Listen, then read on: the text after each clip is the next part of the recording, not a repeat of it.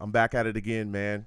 We got a lot to cover. OTAs, Aaron Rodgers, Jordan Whitehead restructure his contract. We're going to get into it, folks. Give me 1 second. Connect the audio. Hold on.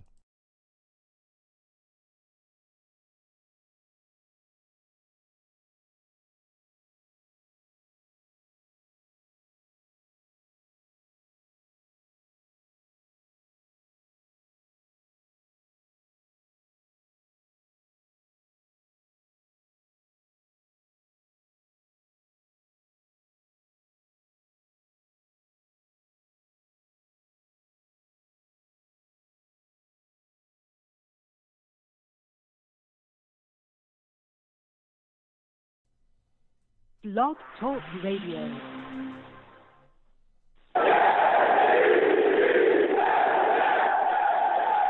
What's going on, folks? It's your boy Long Beach Joe, and I am back at it again.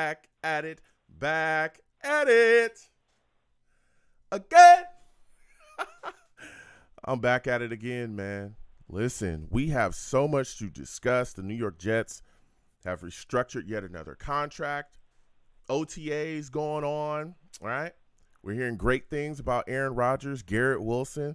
Also quite an update about Breece Hall, and we're going to get into it all. So listen, I am the man of the people. I'm here for the people. Let me shamelessly promote my Facebook page. Everyone go on Facebook, search Long Beach Joe. Like that page. My content's up there. Go ahead and give it a listen. Message me. I'll message you right back. I love going back and forth, with you folks about this football team. Also, leave me some feedback. I love hearing about what you folks think I do here on the Long Beach Joe Show. Your boy's also on iTunes as well, for those of you that may not know. All right. Go on over to iTunes, type in The Long Beach Joe Show. All right. Subscribe to the podcast there and leave me some feedback on there as well. I want to thank everyone that gives me those 5-star ratings. Salutes. All right. Please give me a 5-star rating if you haven't already, and let me know how you folks feel about the show. Get a lot of positive feedback. A lot of people listening from a lot of places as well. Salutes to everyone that takes the time to listen to the show, especially the people from overseas. A lot of overseas listeners. They checking in with your boy. So salutes to everybody over there in Ireland, Germany. I got people from Australia, people from all over the place, Africa, everywhere. Middle East as well. Salutes to all of you. UK. All right, I see you. And I respect you. All right.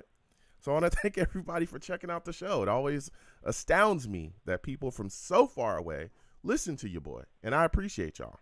All right, if you didn't know. All right, you can also check the show out as well on YouTube. Hey, for those of you that do not know, I'm not just a great voice. I'm not just great takes. I'm also great looking. All right, that's what people tell me. I'm not arrogant. Okay. I have a lot of fun over here. We laugh, we joke, we talk about the team. A lot of people enjoy watching the show live. They stumble into it and they go, "Whoa, Joe, we knew that you knew this team, but we didn't know, you look so good." And I say, "Hey, thank you." Not arrogant. All right. So if you want to check the show out and you want to catch everything that we're doing here live, because the show is live. All right. Listen, come on over to YouTube. All right. Type in Long Beach Joe Jets on YouTube. Subscribe to the channel, hit that notification bell so when I post content, you folks will be in the know. We have a blast over here. You know what I'm saying? Me going back and forth with the callers, salutes. We also take time to sit down with the savages as well, all right? Anybody want to know why I call my chat the savages? It's because they're savage. Savage! Salutes all the savages, man. GVH, I see you. Salutes to him. All right? Everybody checking me out. Listen, nobody is safe, all right? That's why I call my chat the savages. Nobody's safe. Not even me. All right? They don't like your takes. They don't like what you bring to the table. They're going to get at you. All right? That's how it goes. It is what it is. So we have a blast doing that. You can also follow the show as well on Twitter at The Long Beach Joe. At The Long Beach Joe on Twitter. Personal Twitter is at YoungJ000. All right? Come on by, follow.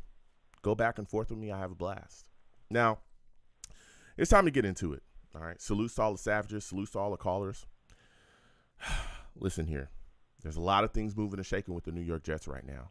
All right. Jordan Whitehead restructuring, Jets OTAs. We're going to be talking about Breece Hall. But before we get there, okay, everyone knows that I am a huge New York Jets fan. right? But I'm not from the New York area. I'm not even from the East Coast, all right?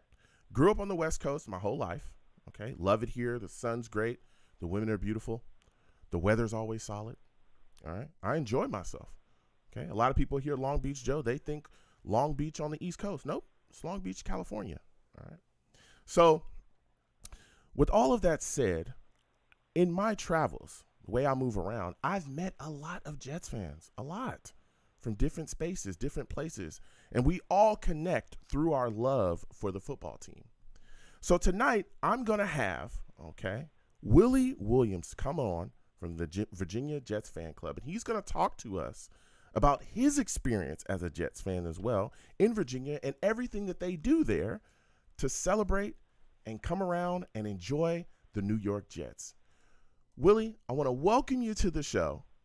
How are you feeling tonight, my friend? Hey, what's going on, Joe? What's going on, man? I am one of the all kind of greatness, man. I can't wait for this season. Oh my God. Yep. It's gonna be great. Yeah, it is, man. Listen, it's gonna be phenomenal, okay? And I can't wait. And we're gonna talk about that.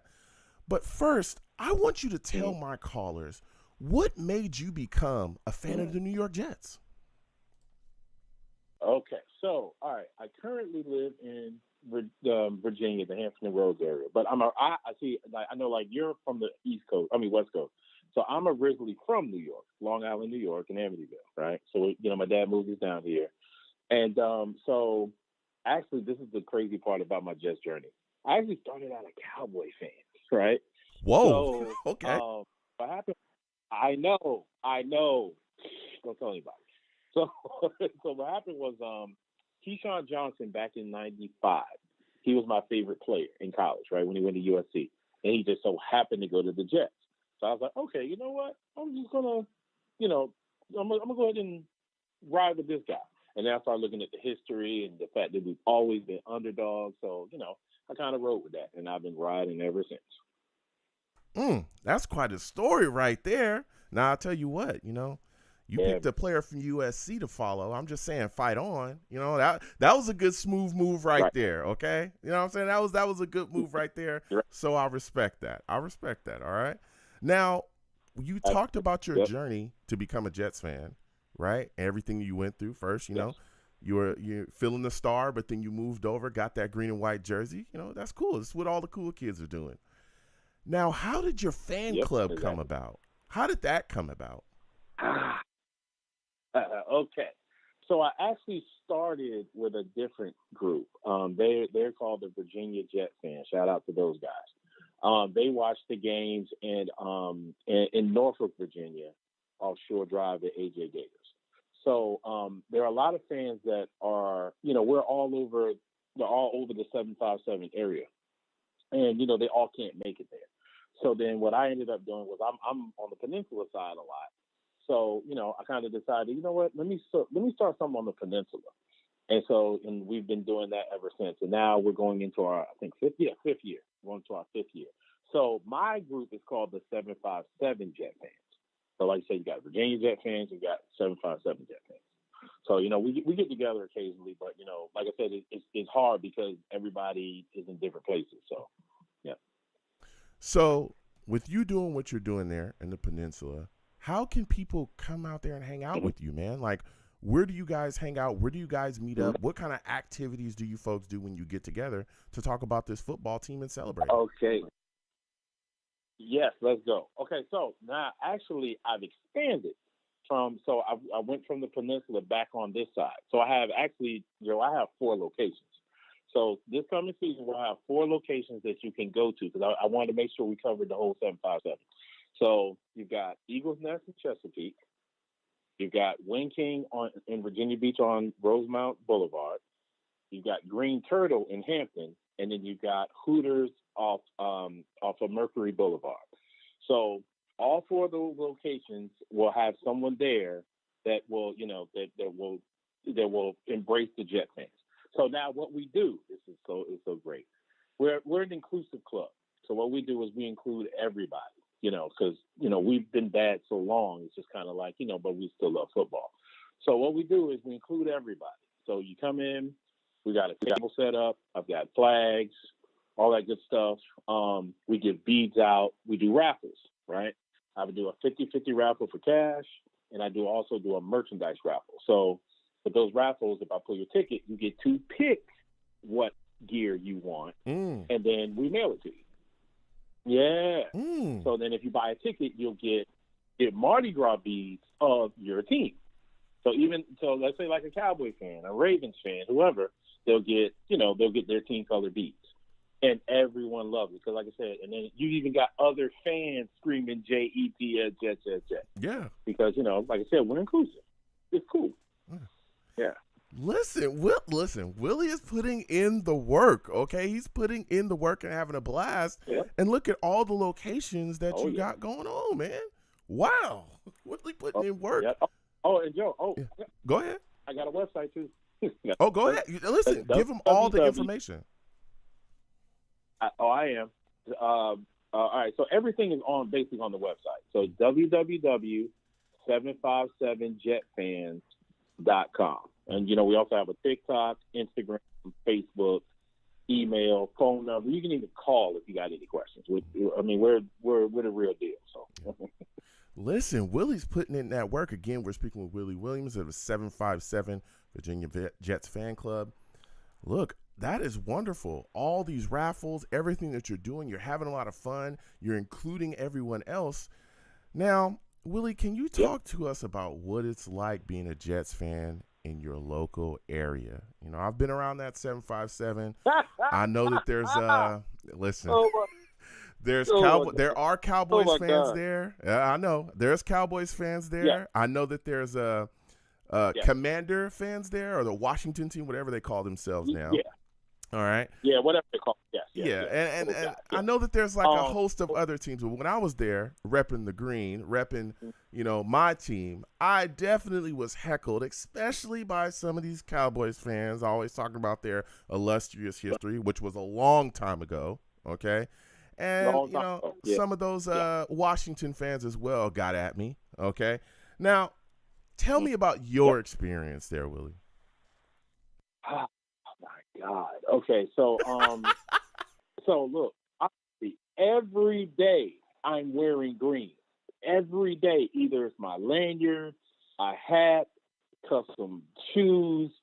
I've always got green on. You know what I mean? Because I've got to bring people in. So that way, if I got some green on and somebody sees it, it's like, oh, wait a minute, I'm a Jet fan too, and then that's how I get them. So I get heckled every day, especially at work. They go crazy. I'll give you an example. Draft night, right? So we're at Eagles Nest in Chesapeake on draft night. And so, of course, everyone shows up. We're probably like 40, 50 deep, right? So we're there. We got a table set up, all that stuff. We're not saying anything to anybody, Joe. We're just hanging out. So we start taking pictures. Oh, man, the Jets suck. I don't know what y'all here for. Oh, my God. Just like we're supposed to stay mediocre. I don't know. Yeah, hating. They hating. It's they hating. Like, I'm not going to say nothing.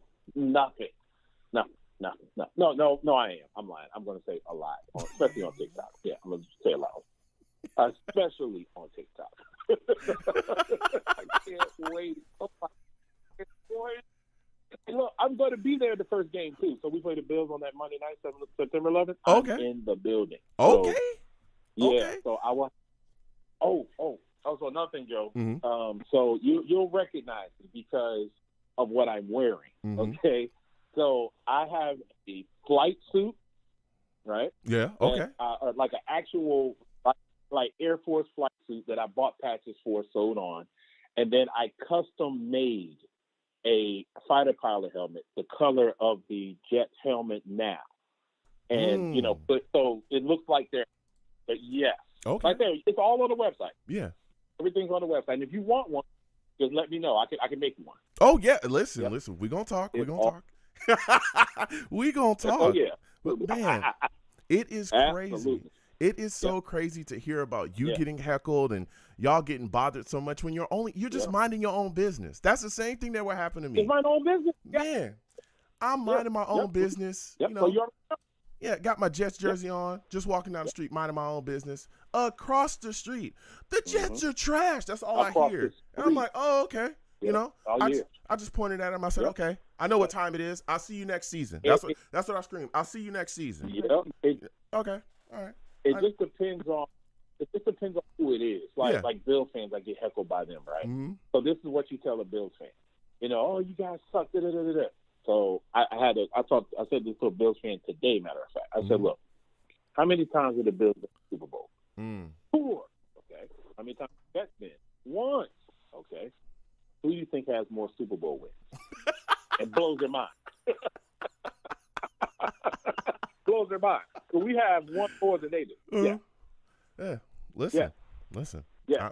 I'm telling you. It just depends on who thinks my rebuttals are crazy. So that's you got to be. You got to be quick with it when you're a fan of this football team, man. But listen, we're talking about this team now, and listen, I love talking to you about what you're doing, 757, how you guys are putting on. But I want to talk to you more about this team right now, man. I want to get into it. You said you're going to be there for the season. Oh, you're going to be there. You know, September 11th, you're going to be there first game when they're playing the Bills.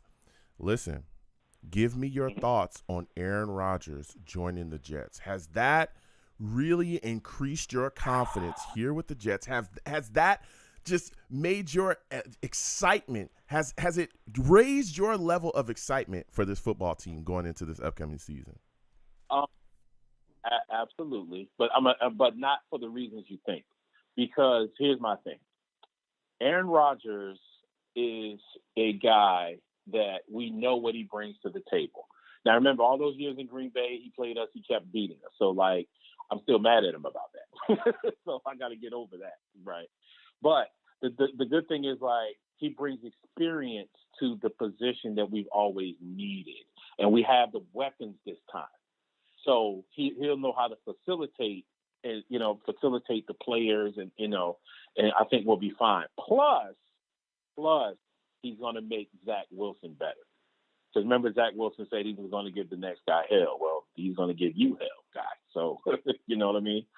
So I think Aaron Rodgers, what I'm reading, it's like he's got this zen about him that he brings to the field every day. Mm-hmm. And all the players are gravitate towards him. And I think that's cool, So I think we're going to do some things, man. Oh my God. Yeah, it's crazy that you bring up Zach Wilson. I keep telling people, okay, and everyone knows, I like Zach Wilson. I think he has the physical ability to do what it takes to make it in this league, but I think the mental stuff, it's just not there yet. Okay, not saying it never will be. I'm just saying it's not there yet. Right. And with Aaron Rodgers coming in, everybody was ready to just cast him off. I do weekly shows, so I have people calling in saying they don't even want to trade him. They just want to cut him. Get him out of here. I don't ever want to see him in a Jets jersey again. Right. I think that this is the best situation for Zach Wilson that he could possibly think of getting. His literally his childhood hero, the quarterback he wants to emulate the most, right? He now gets to sit under him in an offense that quarterback and the current offensive coordinator, Nathaniel Hackett, literally built, right, together. He gets to sit behind him and learn the ins and outs of the offense from the man that he idolizes the most, the guy that he wants to be the most like in this league. And he gets to sit back and get that tutelage, get accustomed to everything that it takes to become a pro outside of just learning the playbook. But what it takes to truly become a pro, he can learn from this guy that has been everywhere that he wants to be, everywhere, from Super Bowls to MVP to best quarterback in the league to one of the top quarterbacks in the league for years, however long he's been in the league. He's been one of the top guys. He can sit back and just absolutely soak all of that in to then turn around and make himself better. I mean, what are your thoughts when I talk about that? What are your thoughts about that, Willie? Because a lot of people don't look at it from that aspect, and I constantly have to bring that up from Jets fans. How do you feel about that? I feel the same way. That's why I was just saying.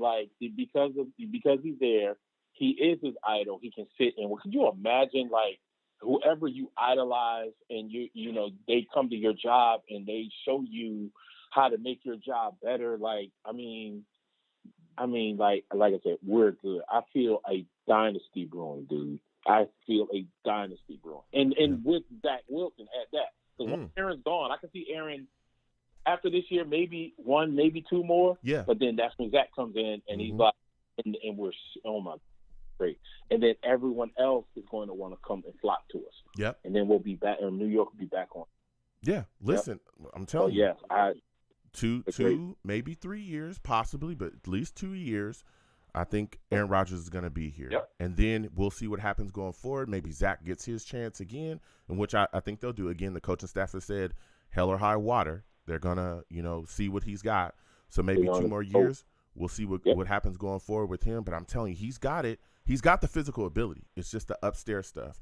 But now he really gets a chance to rejuvenate himself, to rejuvenate his career, to turn things around with one of the greatest, ever, standing in front of him. And literally Aaron Rodgers already talked about, listen, I'm going to teach this guy. He talked about Zach Wilson saying, like you said as well, he's going to make guys' life hell on the field. He said, I'm going to make your life heaven off the field. He's going to help him to learn the game the way he should. So, yeah, that's big, Willie. Listen. Yeah. And go ahead. I would like to see. So you see how like Aaron's hanging out in New York and all these different places, which I think is awesome also as well. I would love to see him and Zach hanging out.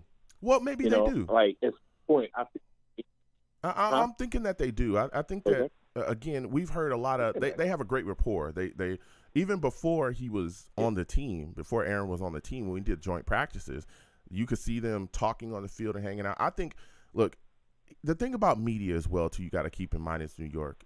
If Zach Wilson is just hanging out, I could see the New York media painting that in a negative light.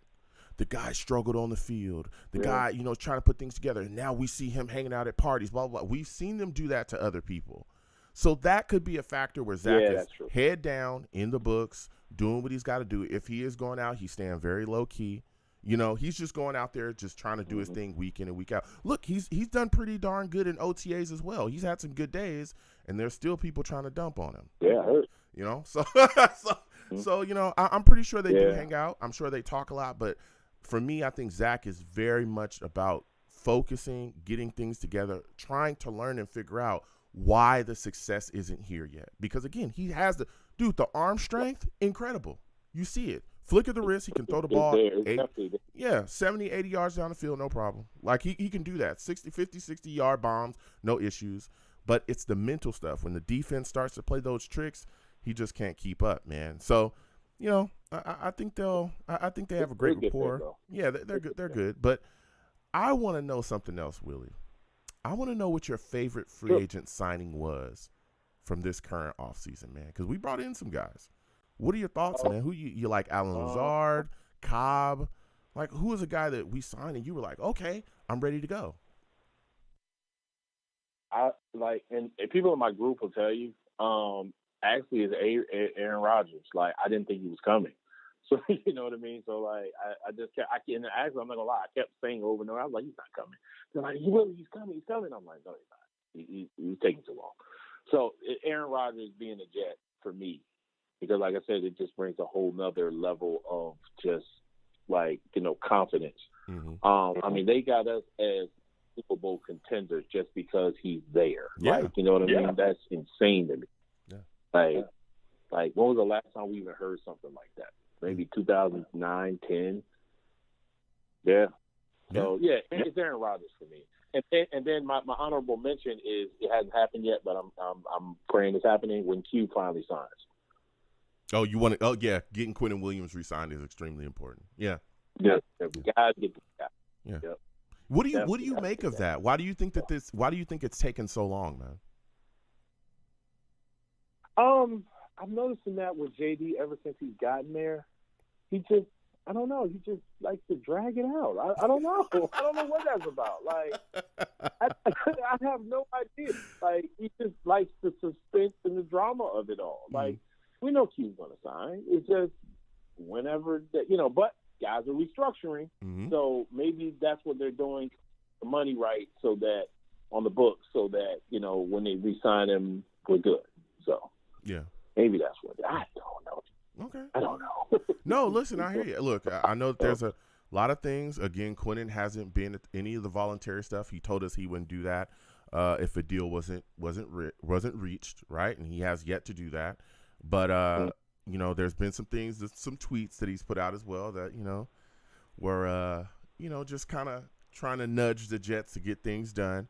But I'll tell you what, man, and he's also removed the Jets from his social media at one point. I don't know if they're back on his social media, but he definitely removed them. But, you know, look, I think JD's going to get the job done eventually.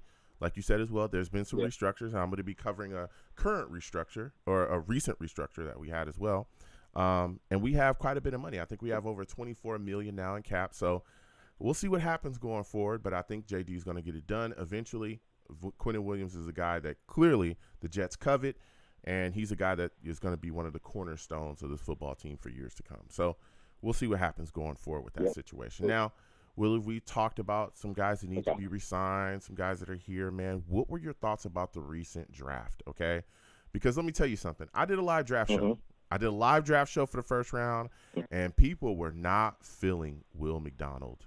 Okay, they were not feeling Will McDonald in the first round. All right, I went across social media. I had people in my ear immediately saying, "Joe, what in the world are the Jets doing? What's going on? Give me your thoughts about the recent Jets draft, and what was your favorite pick?" All right, so I mean, I can tell you my favorites, and so when I saw that, like I said, we're Eagles Nest. They called it, and we're all looking at each other like, who, what, why, where, when, how. So I looked at his highlight films. Now I see why we picked this guy. To me, I feel like he is an insurance policy in case Q doesn't sign. Okay. And his athleticism is off the charts. This guy jumps over cars. Did you see that? Yeah. He jumps over cars for fun. Yeah. And I don't mean cars. I mean like SUVs. Yeah, just runs and just jumps completely over it. I'm like, okay, it's Joe Douglas. Yes. So Will McDowell is a 2 thumbs up for me personally. Let's see. Yeah. So Tippin, Wisconsin. I like his size. Yeah. Carter Warren, he is from Pittsburgh. He is he's a nice size also. I'm just mad we didn't get the guy from Georgia, that damn Belichick. That guy, man. Listen, a lot of people talking about Broderick. That's who we thought we were going to take. Yeah. That's what I thought too, man. All right, so the guy from Pittsburgh, okay, the running back. All right, so Izzy. Okay. Yep. So is Michael Carter on his way out? I mean, like, I don't know. Why do we have this guy? Well, I don't think Carter's on his way out. I think that Izzy is a great addition to the backfield, right? Everybody's talking about Breece Hall already, that he possibly is going to be ready for week 1. We'll be talking about that tonight as well with the callers. Salutes to all the callers. We'll get to that in a second. But his addition to the backfield, I think, is going to be great. He's a guy that can move. I'm talking about he's got some speed to him. He's a one-cut guy. He could go. He can catch coming out the backfield. Of course, he's going to have to work on some things, just like every rookie does. But he's really good. Like I really like the selection. But it doesn't mean that Carter's out of out of the door at all. I think Michael Carter has a lot to offer, and I think this upcoming season in this new offense, I think if Nathaniel Hackett utilizes him like we all will, how I believe that he will utilize him, Michael Carter coming out the backfield on passing downs is going to be a nightmare. He's going to be a nightmare. Yep. He's going to be a nightmare. When you look at how Aaron Rodgers were able to work with like Aaron Jones and those guys when they were in Green Bay, Aaron Jones was catching the football and he was ghost. And Michael Carter can do the same. We saw him with Mike White. There was a game against the Bengals. We won that game simply because of Michael Carter and his ability to catch the football and get going. He was finding him in checkdowns, all that stuff, getting the ball out of his hands quick. So I think that Michael Carter is one of the guys, and again, I'm a big Michael Carter fan. I've been bashed because of it. He did not have a great year this past year, but I think he rebounds this upcoming year in this offense with Aaron Rodgers throwing him the football, and I think that Izzy is definitely going to get worked into that rotation because this is a system, that has been known to utilize rotation, rotation within the running back situation. You also got to remember Breece Hall, Mm-hmm. even if he's back, he's still coming off an ACL injury, so that you don't want to run that guy into the ground. You know what I'm saying? Again, he's coming back. Everybody's saying and he does look good, but you don't want to run him too much coming fresh off that injury. But go ahead and give me your thoughts on that, Willie. Yeah. Oh, on which one? On Breece or? Just the running back situation and the rest of the draft. Go ahead. Oh, all of them. I mean, like I've always loved running back by committee because like you're not putting too much on one guy. Like you know what I mean. And everybody gets their reps. And then it also confuses the defense too, especially like you said, if you're throwing out the backfield, with the flats and all that good stuff. So you don't know. It confuses defense. So I think we will be fine. Zaire Barnes, that's the only one that I have not researched. I probably do that today. I don't know anything about that guy. Jarek Bernard Converse, he was awesome at LSU. Yeah. So that's a pick. Now this one's a little close to home. Zach Kuntz. Okay. So remember, I'm from Virginia.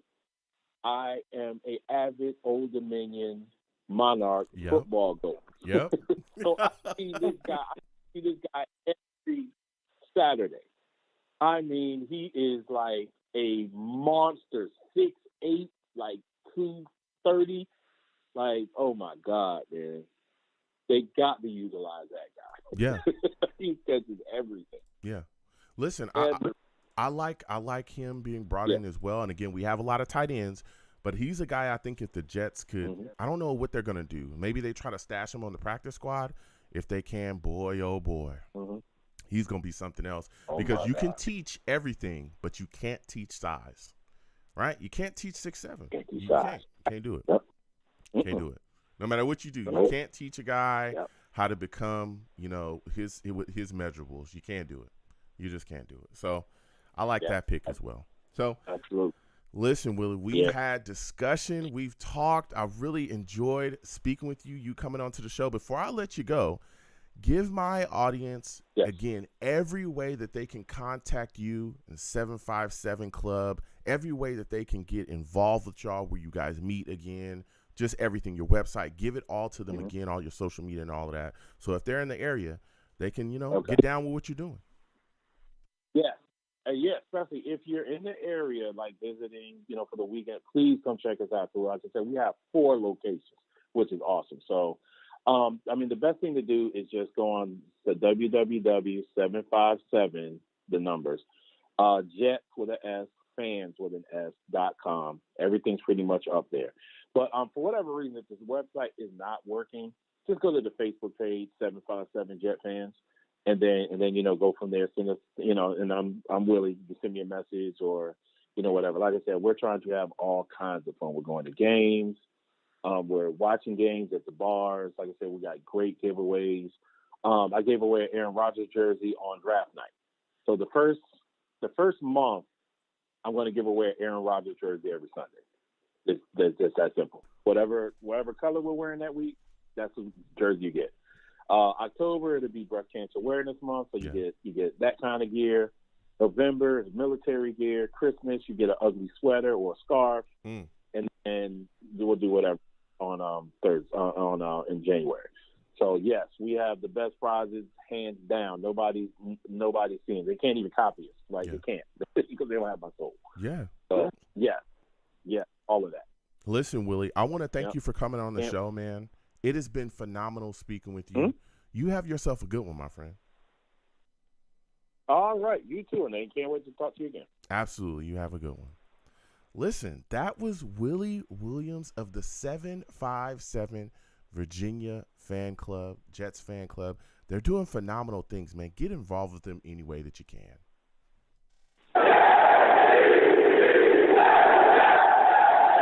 And I love having Willie on. He always brings the heat, man. Jets fan through and through. So now we're going to continue on, and we got quite a bit to talk about. Callers, hold on just a second. Steve, Rusty, other callers as well. New caller, I see you. Hold on. We're going to get to everybody, okay? We're going to get to everybody. Salutes to everybody in the chat as well, as Savages. All right? You know, I see you, Dark Soldier. I see you, Jigga Man, E-Man, and I see y'all. All right. Now, the Jets have been making moves, okay? As we spoke about a little bit earlier, Jordan Whitehead has restructured his contract, okay? He's converted non-guaranteed base salary into a signing bonus, dropping his cap charge from $10.2 million to $4.9 million, all right? They also added 4 void years, okay, which means that a $3.3 million hit next year, you know, is going to happen when the deal voids. So it's going to add that. So that literally brings the New York Jets to a cap situation that is very good, okay? They now have over $24 million in cap space. Now, this opens the door, okay? Everyone knows, you know, I get a little money in my hand, and I like to spend. I like to spend, I'm not going to lie, you know?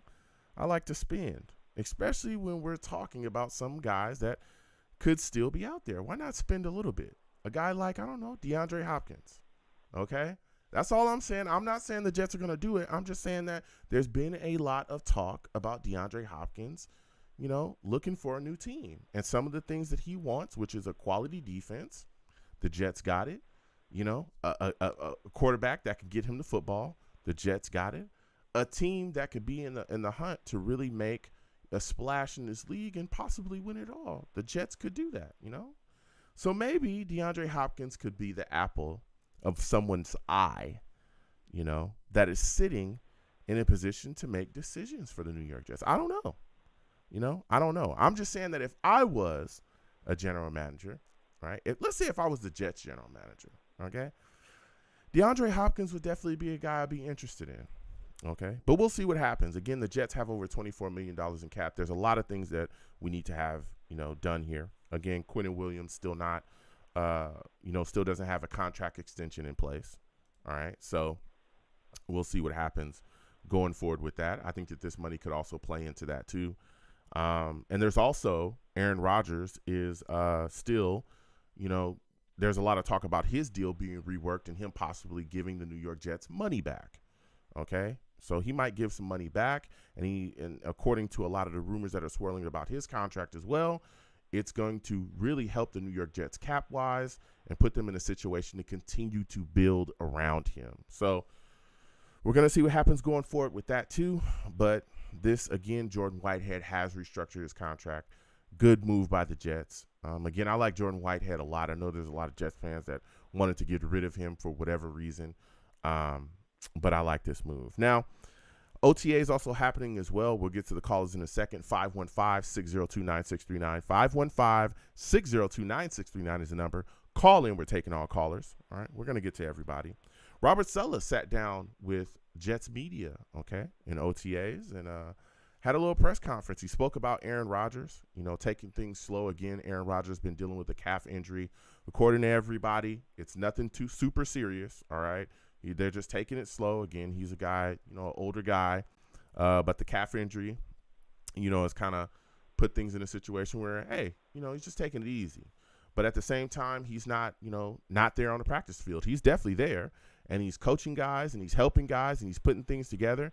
And he's looking around, you know, at situations. And when things aren't going well, believe me, Aaron Rodgers is going to let you know. All right. And CJ Uzomah has talked about it. Very mild-mannered guy. But he let them know, hey, look, we got to step it up in these areas. When things aren't going right on the field, he lets it be known. Hey, you know, stop. He lets you know what you need to be doing, where you need to be going, what you should be seeing. And then, you know, they continue on or they run it again. And especially in the film room as well, there's been talks of him playing a big role in the film room, breaking things down and helping guys to understand this offense. Again, we're running a lot of the same similar concepts with Nathaniel Hackett that we ran with Mike LaFleur, but there's different verbiage. There's a lot of different ticks to things. So guys need to be a certain place. Again, it is very tough to implement an offense and have, you know, solid major success in your first year. Generally, it takes you a bit of time to really get things rolling. But sitting here and doing things this way, especially, again, Nathaniel Hackett and Aaron Rodgers have that connection. They literally put the offense together with each other. helping guys to understand it quicker, especially when you have a player like Aaron Rodgers and other guys as well here on the field or here with the New York Jets that understand the system, is really going to help players get up to speed. Okay, so he's doing that. And he also talked about Aaron's ability pre-snap to recognize things and how much that's going to change the offense as well. And he talked about how, Sulla spoke about how, sometimes in the past, what they would do was they would just call something, go out there and run it. If it doesn't work, well, then just make something happen. And I think that he was kind of leading back to when Zach was running the offense. And we heard this. This was something that leaked out, about last season, was that Mike LaFleur would make a call, and if there wasn't something there, they would just say, hey, Zach, just run. Just find somewhere to run and just run, right? Because Zach wasn't quick mentally. He was quick with his arm. He could launch the football down the field for sure. All right, we saw that. But the mental part of the game, he wasn't recognizing things. Well, Aaron Rodgers is completely different. Aaron Rodgers is a Hall of Famer. First ballot, easy. He's going to come out there, look, diagnose what's going on, and either run the play that was called or go, the play that was called, not really going to get the most out of it against this type of defense, against this set. All right, let me change this up. I'm going to audible. I'm going to change my protections. I'm going to reroute some wide receivers, and then I'm going to throw a 50-yard bomb for a touchdown because I know it's going to be there, because I know what kind of defense you're running. That type of understanding, the ability to recognize what a defense is doing pre-snap, changes things, okay? It makes things a lot different. It does a world of difference, because what that allows you to do is diagnose things and dial up what you need to do, right? That's why guys like Peyton Manning were so successful in this league. Peyton Manning literally knew what you were doing. He knew what you ate for breakfast. He knew what you did last summer. He knew everything. And that's why he was able to literally just destroy defenses the way that he did. Same thing with other guys. Tom Brady, we hated him for years. Tom Brady was very quick mentally. All the great quarterbacks understand how to divvy things up and diagnose pre-snap and adjust and destroy you. All right. So Sulla talked about that ability, and that being, a big part of why the offense, going forward is going to be successful under Aaron Rodgers. They also asked him about DeAndre Hopkins. Everyone knows, DeAndre Hopkins is a guy that I like, and he kind of shied away from the question. They asked him about the Jets possibly adding Hopkins, and he just said, hey, they love their current wide receiver room. Okay? Very smart. Don't want to get involved. Don't want to get nothing crazy thrown out there. He knows how the media works. We'll see, though. Again, there's no guarantee the New York Jets go after Hopkins again. There's been a lot of things swirling about certain teams that he wants to go to, teams that he doesn't want to go to. But, that was a good move by Sulla. Also, there was an update about Breece Hall as well. He's looked really good rehabbing from the ACL tear. There was video of him, making some cuts, doing some drills and things, and he looked really good. Sulla did say, hey, that they're cautioning, bringing him back too early. Let's not do too much too early. Again, he's still healing up. He's a young guy. But, man, they said he's already hitting 22 miles per hour on the GPS, so he's already moving, right? So it's going to be really exciting. There's a lot of rumors swirling, talking about him possibly being ready for week 1 with the New York Jets this upcoming season. So we'll see what happens going forward with Breece Hall, but let me tell you, that's a really good update. That guy's phenomenal, man. That guy's a phenomenal running back. You also talked about Dwayne Brown as well. Listen, Dwayne Brown is always getting love from the coaching staff, particularly Sulla. Talked about Dwayne Brown playing through the torn rotator cuffs. And he also threw a comment out there. I don't know if he was trying to dump on Mekhi Becton. A lot of Jets fans, and all due respect to all Jets fans, I love every Jet fan. There's a lot of Jets fans out there that took this comment, what he said about Dwayne Brown. Sulla said, Dwayne Brown doesn't believe he's entitled to anything. He has to earn everything. That's his mentality. And a lot of Jets fans immediately said, that was a dig at Mekhi Becton. I don't know. I don't think it was a dig at Mekhi Becton. I don't personally think that. Okay. What I think is that he was just explaining how Dwayne Brown thinks about football. Okay. That's all. All right. But we'll be talking about that tonight. I just think, but again, Dwayne Brown is constantly being talked about as a guy that is definitely going to be competing for that left tackle spot.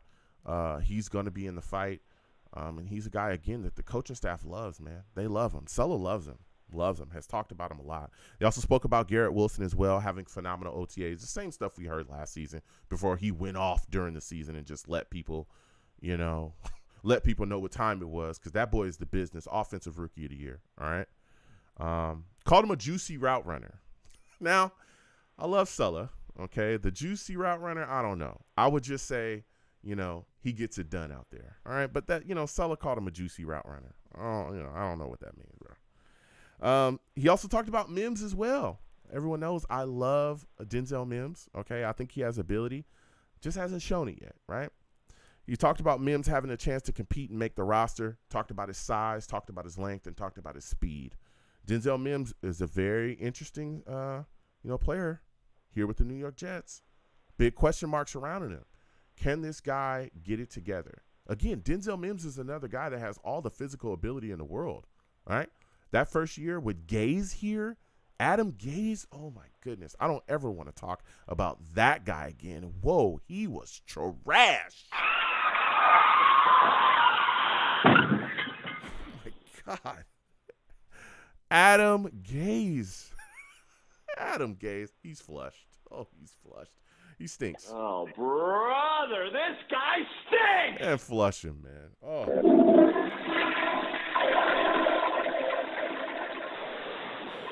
Oh. Oh my goodness, man. The myriad of emotions when I have to think about Adam Gaze. But that first year under Gaze, Mims really looked good, man. Right? But ever since then, going through the situation with Mike LaFleur, things just haven't worked, right? It hasn't been able to get on the field and get it done. Maybe Nathaniel Hackett is the right offensive coordinator to unlock the potential that Denzel Mims possesses, okay? Maybe he is. We'll see. We'll be talking about that. There's a lot of Jets fans that don't even think he's going to make the roster, okay? We'll see what happens going forward. But Sulla spoke about him as well, pretty positively, says, hey, he has a chance to make it.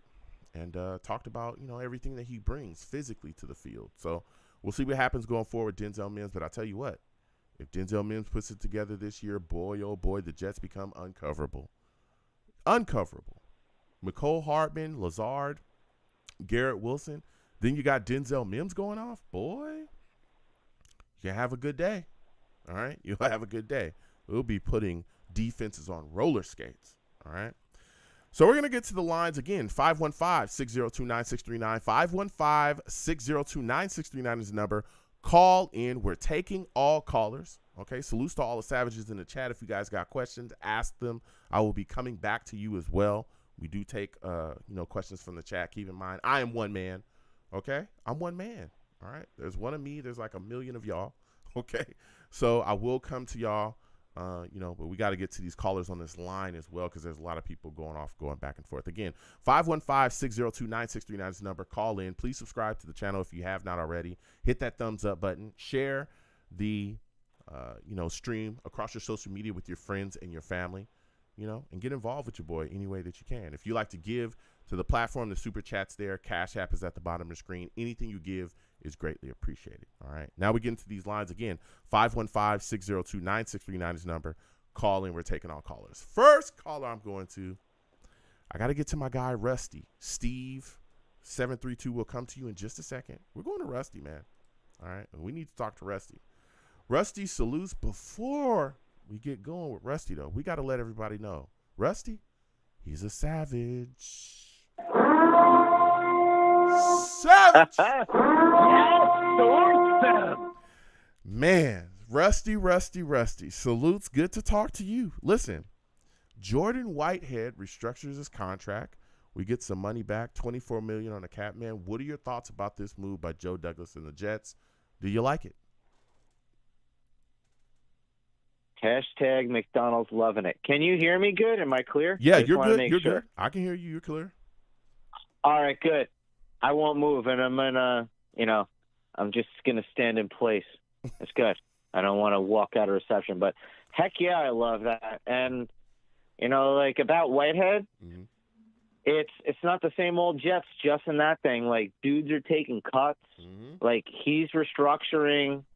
Mosley restructures. Like, a lot of key components at key spots. Yep. Everybody's restructuring, and I think too it's because Q better be signed. He is. I'm just gonna put it. I'll lose my mind, man. If he does, I'll literally lose it off of that. Which is funny. Like a couple of years ago, I was calling him Baby Kiwi, but he hatched. Yeah. He jumped out of that egg. Yeah. It worked. Yeah. Me and you, Joe. Me and you were breaking his chops. We were still waiting for it. As much as he was good. Like that top 6-5 pick. He wasn't contributing, but good God Almighty! As soon as those braces got released, so did the beast. Yeah. And when that thing happened in Cleveland, when a lot of people like to give us grief and griff, heard it from a lot of Packer fans, and then the other ones who now were the darlings of the NFL, but people don't understand how it was. They want to call Q out for yelling at not quarterbacks, but like coaches and things, to where they don't realize that dude isn't like that, and he literally stepped up in something, said it was something. Who knows what he was yelling about? He could have said, "This is that," You've played football. I played football. I got into it when coaches were just going back and forth to where it might look like we're going to come to blows, but we're talk yelling. That's it. Yeah. No, and listen, there was a lot to get back to Whitehead, I'm sorry, I got sidetracked. No, yeah, listen. I understand. You're passionate. You love this team, but look, I'm hoping that we get Quinnen Williams. Get this extension done. Again, we now have over $24 million in cap space, which is a good capital and good amount, right? But part of me also starts to wonder if this is setting up a situation for the New York Jets to possibly acquire a big name player. Okay. And I know that Sulla kind of shied away from the question and just said, hey, when they asked about DeAndre Hopkins, say, hey, I love our wide receiver room. They also said, hey, you also spoke with Odell Beckham. He said, yeah, we did, but we love our current wide receiver room. I want to get your thoughts on this, Rusty. What are your thoughts about the New York Jets taking this $24 million, right, and not spending it all to grab DeAndre, but using a portion of it to get Hopkins in the building and make him a New York Jet? What are your thoughts about that? Is that something you'd want to see? You played Monopoly before, right? Yes, just asking. Not being a jerk. Just ask. Yes, I have. Yeah. Do not pass go and do not collect $500. No, not for me. But what I would do is on the Tennessee side, on the flip side, on the safety, I'd go for Bird. But you got to keep Q. I'm just saying, imagine if we had Bird, dude, and Tennessee just let him go. We have, I don't know, it's a long shot, but we have the Tennessee's offensive lineman. The guy knows how I don't know, if you're hungry and you want to feast, I would love for that kid to come here. But on the Hopkins thing, no, that's a hard pass on me. Okay. I'm good. Do I want him to go to Buffalo? No. No way. I'd want him to go to the NFC or go back to Houston. But as far as I think it would be too many chefs in the kitchen, honestly, fam. Okay. Like, you know what I mean? Like, you have Hopkins, that's what I'm seeing it if we do. And then the price, like, I think we were interested in OBJ, yes, of course, but at the Ravens price, I don't think so. Yeah, but I could be wrong. I don't know. And I hear you. I'm playing devil's advocate here. I understand the financial impact that could come with getting Hopkins, but I'll tell you what, right? Like you just said, and I was going to bring up, we did go after OBJ. And, of course, we didn't want to pay him as much as the Ravens gave him, which was, quite a bit, right? But Hopkins right now is a guy that's looking around the league, and the teams didn't want to trade for him, so Cardinals ended up cutting him, right? Then you look around, he's still, to this point, I don't believe he's signed to this point, right? Again, maybe we're doing this live. He could sign right this second. I don't know. But to my knowledge, right, he hasn't signed anywhere yet. maybe he's a guy that would come in for close to what we were offering OBJ before he ditched and decided to go to the Ravens, right? Before he ditched us out. So maybe that's something that could work for the New York Jets, especially when you look at the situation. Corey Davis still here, right? If you move on from him, that gives you even more cap. I'm just saying. I'm putting it out there. Well, I'm just with saying. you on that. I'm with you on that. You know, I'm no fan of Corey, fam. I'm just saying. No, I'm with you on that. Like, the only thing that I think that would hold that back, like, yeah, let Corey go. That's free 5, right? Something around there. But it stinks to say the flip side of it, and you know it's like, I can't stand Corey, but the one thing the guy can do is he could block, and the one thing that Hops doesn't do is block, and part of our system is huge in blocking. Yeah. So like, say we do get Hop, right? So now you'd have to get rid of Corey Davis. You can't keep Corey. You can't, because that's a $10 million hole. So then, but now he's not blocking. So like on 3rd and short, that doesn't mean that people are going to know that we're going to run, not you know what I mean. So yeah, but I don't know. You can't deny Hop, but. You can't deny. This is the thing, and again, DeAndre Hopkins is not the same guy he was when he was 23, right? But he's still damn good, right? He's still a very solid wide receiver. Yeah, his hands are no joke. And I understand the talk. And again, I'm just being devil's advocate here. I understand the talk about him, not being the greatest block in the world. But my God, is he a receiving threat? Yes. Aaron Rodgers throwing to DeAndre Hopkins sounds like a touchdown every single time. And in a league that is driven by offense, you got to put up points. You got to.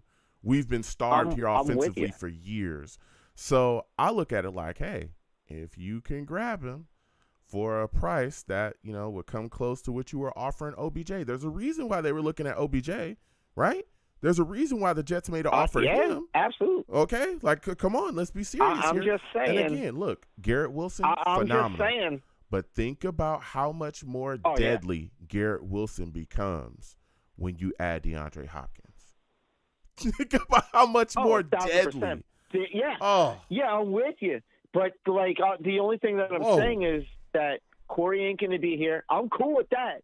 But we're going to lack the blocking on, like, the 3rd and short. Like, we're going to lose that cloak, if you will. It's like, are they going to run or are they going to pass? If you see Hop there, screw it. And we have the tight ends. Like, I'm telling you, you can go into big sets. I would like it, but, dude, I'm a Mims dude, too. Okay. I think he's going to emerge. Yeah. But, get rid of Corey. Like, if we could do that and, of course I would take Hop, because the dude's excellent route running and he does not drop passes. Doesn't do it. He's got banana finger things like when I saw Busta Rhymes and I gave him a high five when I was a kid. I was like, what the hell? Like it was like immense. And that's how he has the same thing. Like, it's true, dude. Yeah. Like they're humongous. He just snatches the ball. Yeah. Yeah. And that's, I don't know. Yeah. I would rather, but I'm just saying to everybody, like, Hop doesn't block. Yeah. So we'd have to have, but to have him instead of Corey, but then is that going to mess with Wilson also? Because, as you said, he's not, the Hopkins of, 23 and such. So would he be our 3rd? Would that, what would you view? What do you think he would be in this? That would become a dude. Wide receiver. You could make whatever happen. You could move Garrett Wilson around, right? You could have Lazard outside with Hopkins outside. Move Garrett Wilson around. That'd be a matchup nightmare. There'd be nobody. People can't cover Garrett Wilson on the outside. You know, guys are constantly moving But around. I We've just moved mean like Garrett wide Wilson around receiver, before. just as every type of play type Yeah, of dude. just type like of thing. whatever. That's all I meant, Joe. Anything within the set, guys would be moving around. It'd be uncoverable. You can't stop that. And I'm telling you, it would make Garrett Wilson, and he's already great. Garrett Wilson is a great player already. He's already a great wide receiver. Offensive Rookie of the Year, shattered offensive records here with the Jets as far as a single season rookie record. He put that to bed, and I think Keyshawn Johnson had that. Boy, you add DeAndre Hopkins, and this thing just That is true. it Until you sets see my other everything boy on from fire. Big explosion. You're putting gas on a fire. Marvin Harrison Jr., who I hope we get. But And then you got Aaron you're Rodgers right. throwing the ball. You got Aaron Rodgers throwing the ball to him, so you know it's gonna get there. You know it's gonna be accurate because he's gonna get the ball to those guys. I'm just saying, man. Salutes, listen to all the savages. I'll come to y'all in a second. I'm with you.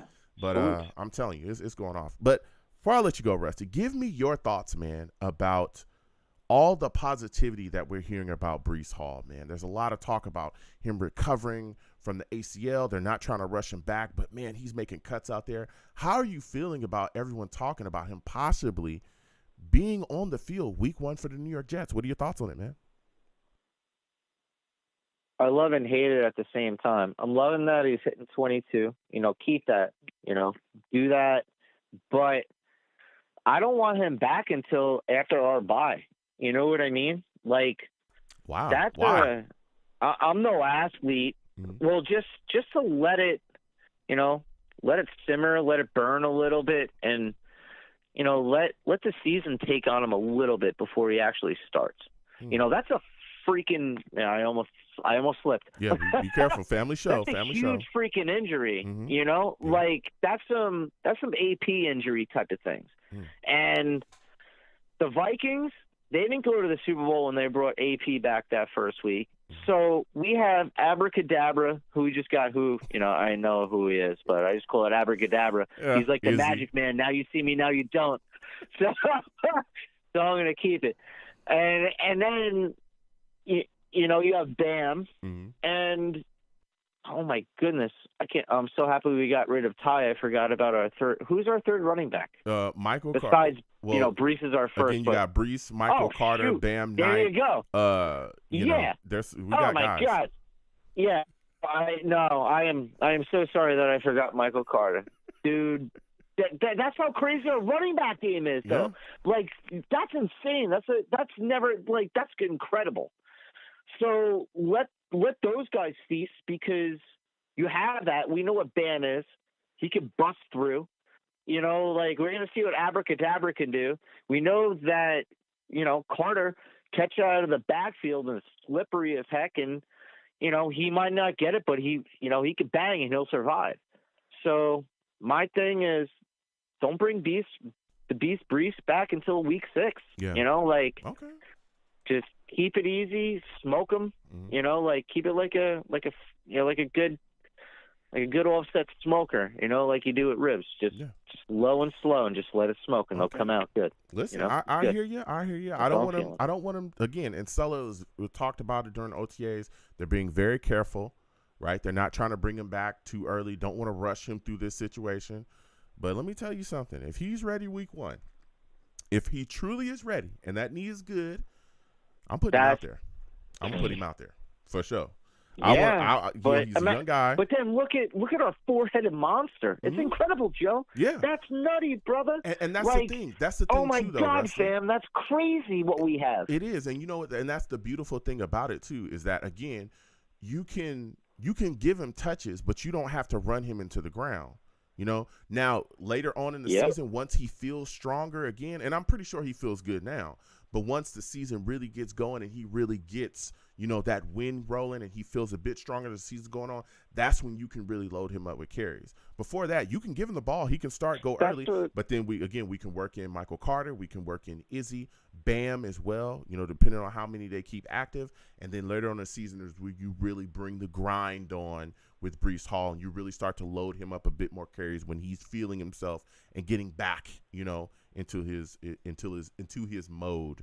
So I hear what you're saying, but heck yeah. If he's I feel you on that. But the reason why, oh, go ahead. I'm sorry. Go ahead. What? The reason why, go ahead. Oh no, no, but the reason why I was saying week 6 was just because, like you were saying, because we get so comfortable with how he is. Dude, he's like a Rolls-Royce engine in, I don't know, like a spaceship type of thing. Like, the dude is freaking crazy. Yeah. So we can't just get used to that. You know what I mean? Like, because we will. Because why wouldn't you? Yeah. You know, as we're playing, we're like, oh, yeah, feed Brees. And now all of a sudden that's a lot still on there. So I just say, you know, keep him on practice till week 6. Let the other dudes run the cycle. Let it happen. And, you know, we're in good hands with Rodgers. We're in great hands with our defense. And, you know, just let the dominoes fall where they lay and then let the chips happen. You know, and then all of a sudden, like, imagine the rest of it. All right, so we get through the gauntlet. You know, we go 4-2 within the first 6 weeks or better, you know, 5-1 or even, you know, 3-3, whatever. You know, people get, now we get Brees back. Imagine that lift. Yeah. You know what I mean? Instead of starting him from the first. That's what I'm saying. And then, 2, let him get his feet under him, you know? That type of deal. But, dude, I feel you and respect your decision 1,000%. I'm just saying. No, listen, I hear you. Listen, Rusty, I got to slide off. We got other callers. Tim is on the line. We're going to come to him second. Steve is on there. There's a lot of callers, man. I want to thank you for calling in. You have yourself a good night, my friend. Thank you, too, fam. Love you. Let's go, Jets. Salutes you and fellow Savages. That's what I'm talking about. That's what I'm talking about, man. We're going to keep rolling with these callers. Again, Tim will come to you next. New callers, hold on. Steve, salutes. I'll be coming to you as well. We'll see you. All right, we got people to talk to tonight. There's been also a lot of other things going on as well. All right, the Jets also signed former Patriots offensive tackle Yodny Kajusti, I believe is how you pronounce his name. We also released Eric Smith. We also, the New York Jets also brought in Cameron Clark to their player development department. For those of you that don't remember Cameron Clark, 4th-round pick. He suffered a neck injury. You know, he's an offensive lineman. So they were able to, you know, bring him in as a player development. He did retire in 2020 because of that neck injury as well. That sucked, man. I remember, you know, really looking forward to seeing that guy become an integral part of our offensive line. But because of that neck injury in 2020, he had to retire. So he's now part of the New York Jets player development. That's big, man. You know, that changing that culture of once a Jet, always a Jet, bringing guys back to be a part of the family, to continue to be a part of the family and continue to be a part of the organization. I want to see more of that, honestly. I remember talking about wanting to see Chad Pennington become our quarterback coach. You know, having Lavernius Coles or Santana Moss or any of these guys that have interest in coaching positions come back and be part of the staff along the New York Jets. Be assistant coaches, you know, positional coaches. Come in and help, you know. Also, Brandon Eccles as well, New York Jet. He gets a 1-game suspension for violation of the personal policy. He was involved in an accident where he was speeding. The guy that the person that he hit actually had to end up getting surgery as well. So, you know, he was able to settle, and he's been suspended. He's going to be suspended for 1 game. Also, there was talks about, you know, during that Flight 23 as well, there's recent episode that was put out when inside the Jets boardroom, inside the Jets draft boardroom. And there's a lot of things that came out from that, okay? One of them was that how the New York Jets, you know, kind of profiled their players and who they were looking at. According, you know, to the footage, Joe Douglas was asked, you know, as the pick was coming up, you know, what tier he had the players in, you know, how he had them listed. And he said Will McDonald, number 1, Mayer, number 2. Mayer, I believe, was the tight end, number 2. And then he had Broderick Jones, number 3. He also, okay, Joe Douglas, what a genius. Joe Douglas also predicted that the New England Patriots would trade out of that pick. He predicted it, and it happened, okay? And we missed out on Broderick Jones because of that. But, again, in Joe Douglas's mind, Will McDonald was the guy that was number 1 for him. Now my question starts to become, and, you know, give me a second to ponder here. I'm wondering if Broderick Jones was still on the board during the New York Jets pick, right? If he was still on the board, because we all know in draft rooms, it's a collaborative effort. They talk, they start to debate, who they would pick, why. I'm wondering if the New York Jets would have taken Broderick Jones over McDonald, even though McDonald was the number one guy for Joe Douglas on his list, right? The fact that Broderick Jones is top 3 in that conversation, would they have taken Broderick Jones because of the need at tackle? Okay? Would they have taken him? That's the big question for me. And if they would have taken Broderick Jones, what would have happened from that? Okay? Now, if we're talking that Will McDonald, right, is number 1, then doesn't that, if they pass on Broderick Jones because Will McDonald is number 1, then what does that say about your faith in the offensive tackle position? Says it's pretty high, right? Right? At least that's what it would mean to me, that the tackle position is pretty high. Your feeling is pretty high about the tackle position. And if that's true, that means you have faith in Mekhi Becton.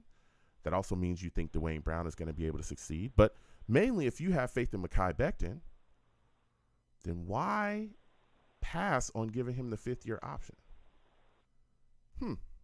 It's interesting. Just interesting. I'm just pondering what I'll be asking about that tonight. All right? There's a lot of things moving and shaking with the New York Jets.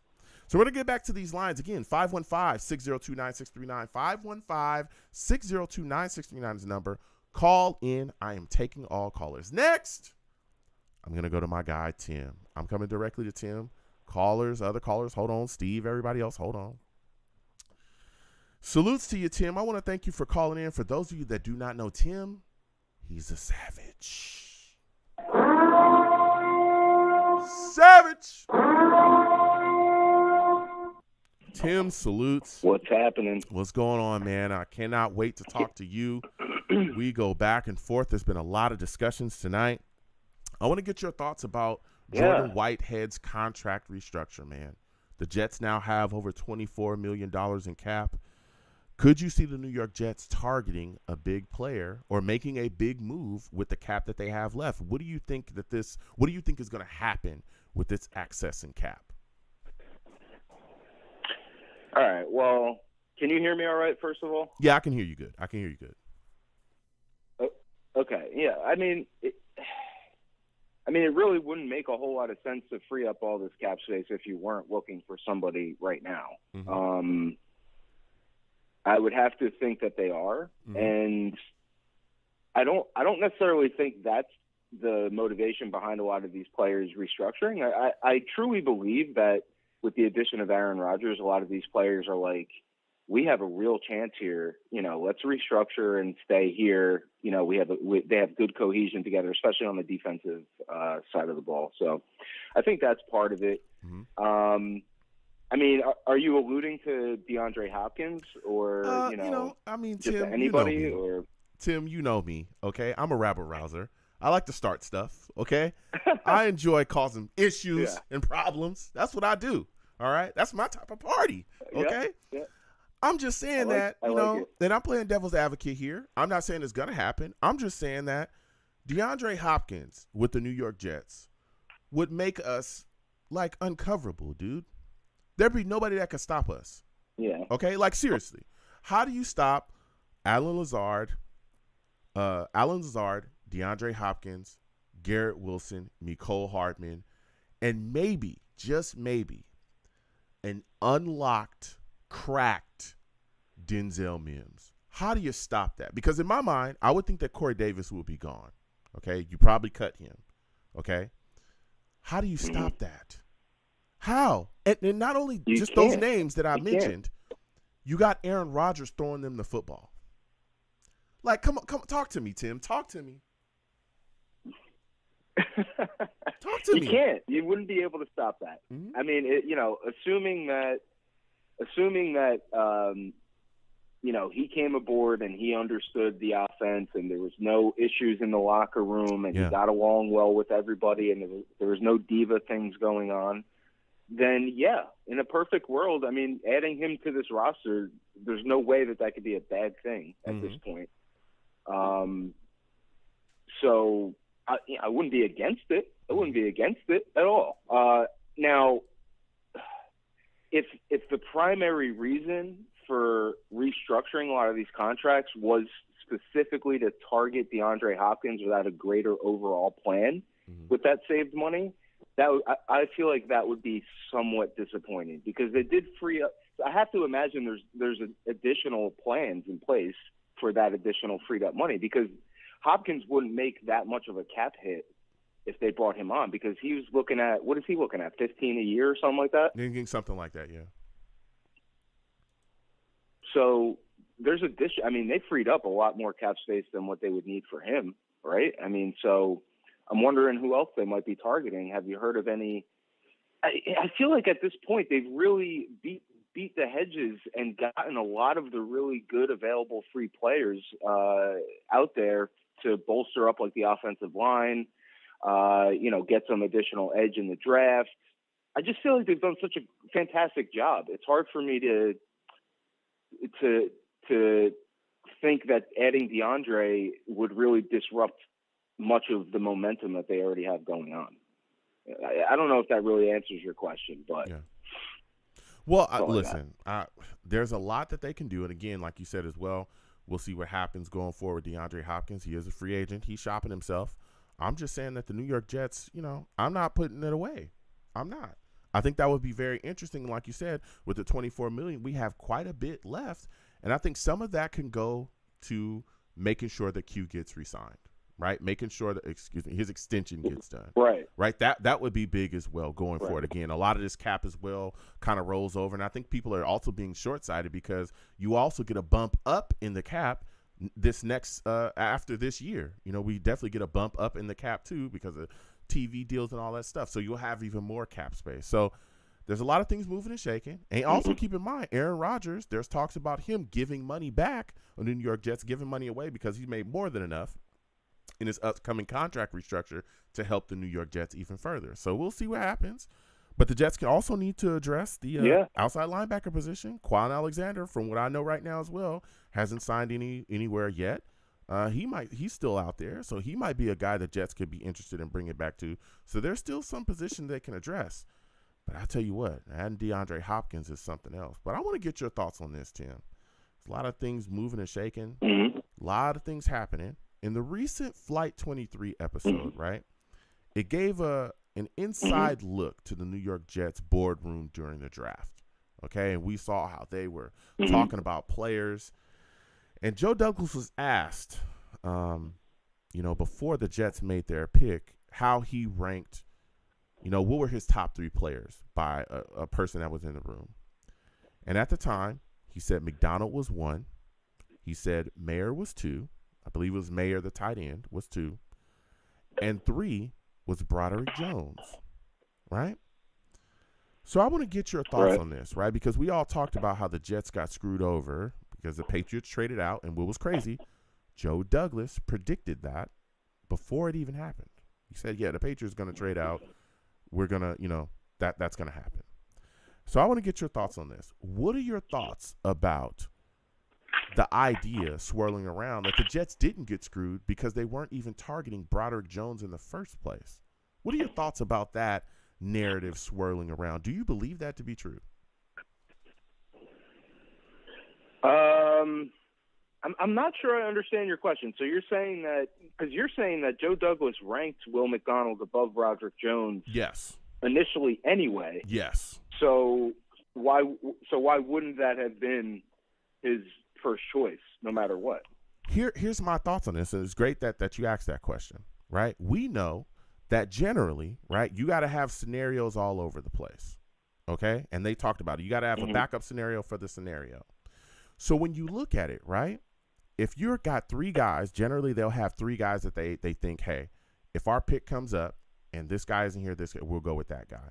So you got 3 guys. We've also seen boardrooms where they have discussions when the pick is happening about who they look. I look at it like this. You got 3 guys. Will McDonald may be the number 1. Mayer may be the 2. And 3 is Broderick Jones. But the fact that he's in the conversation, how do you pass up on Broderick Jones if there's a need at tackle? Right? And if you're willing to pass up on Broderick Jones, and Will McDonald is truly your number 1, and you want to pass up on Broderick Jones, then that means you have faith in your offensive tackle spot, right? Wouldn't you say that that's what that means, Tim? That you have faith in the guys. Yeah, I that think you got, that's right. sound logic. Okay. Mm-hmm. So Yeah. if you have faith in the guys that you have, that means you have faith in Dwayne Brown, right, to stand up, go forward. But that also means you have faith in Mekhi Becton. Yep. That also, right? That's what that means. NAB, okay. NABC. Now, okay. Yeah. Now follow me. Yeah. That means you have faith in Mekhi Becton. Now, if you have faith in Mekhi Becton, why didn't you give him his 5th-year option?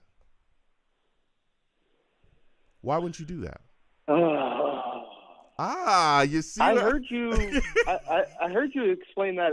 No, I heard you explain that earlier. And Yeah. I think that's a fantastic point. I really do. I'm just. I had not thought about that previous to you saying it. I'm just asking. I'm just and wondering. Tim, this go goes ahead. back, Give me your thoughts.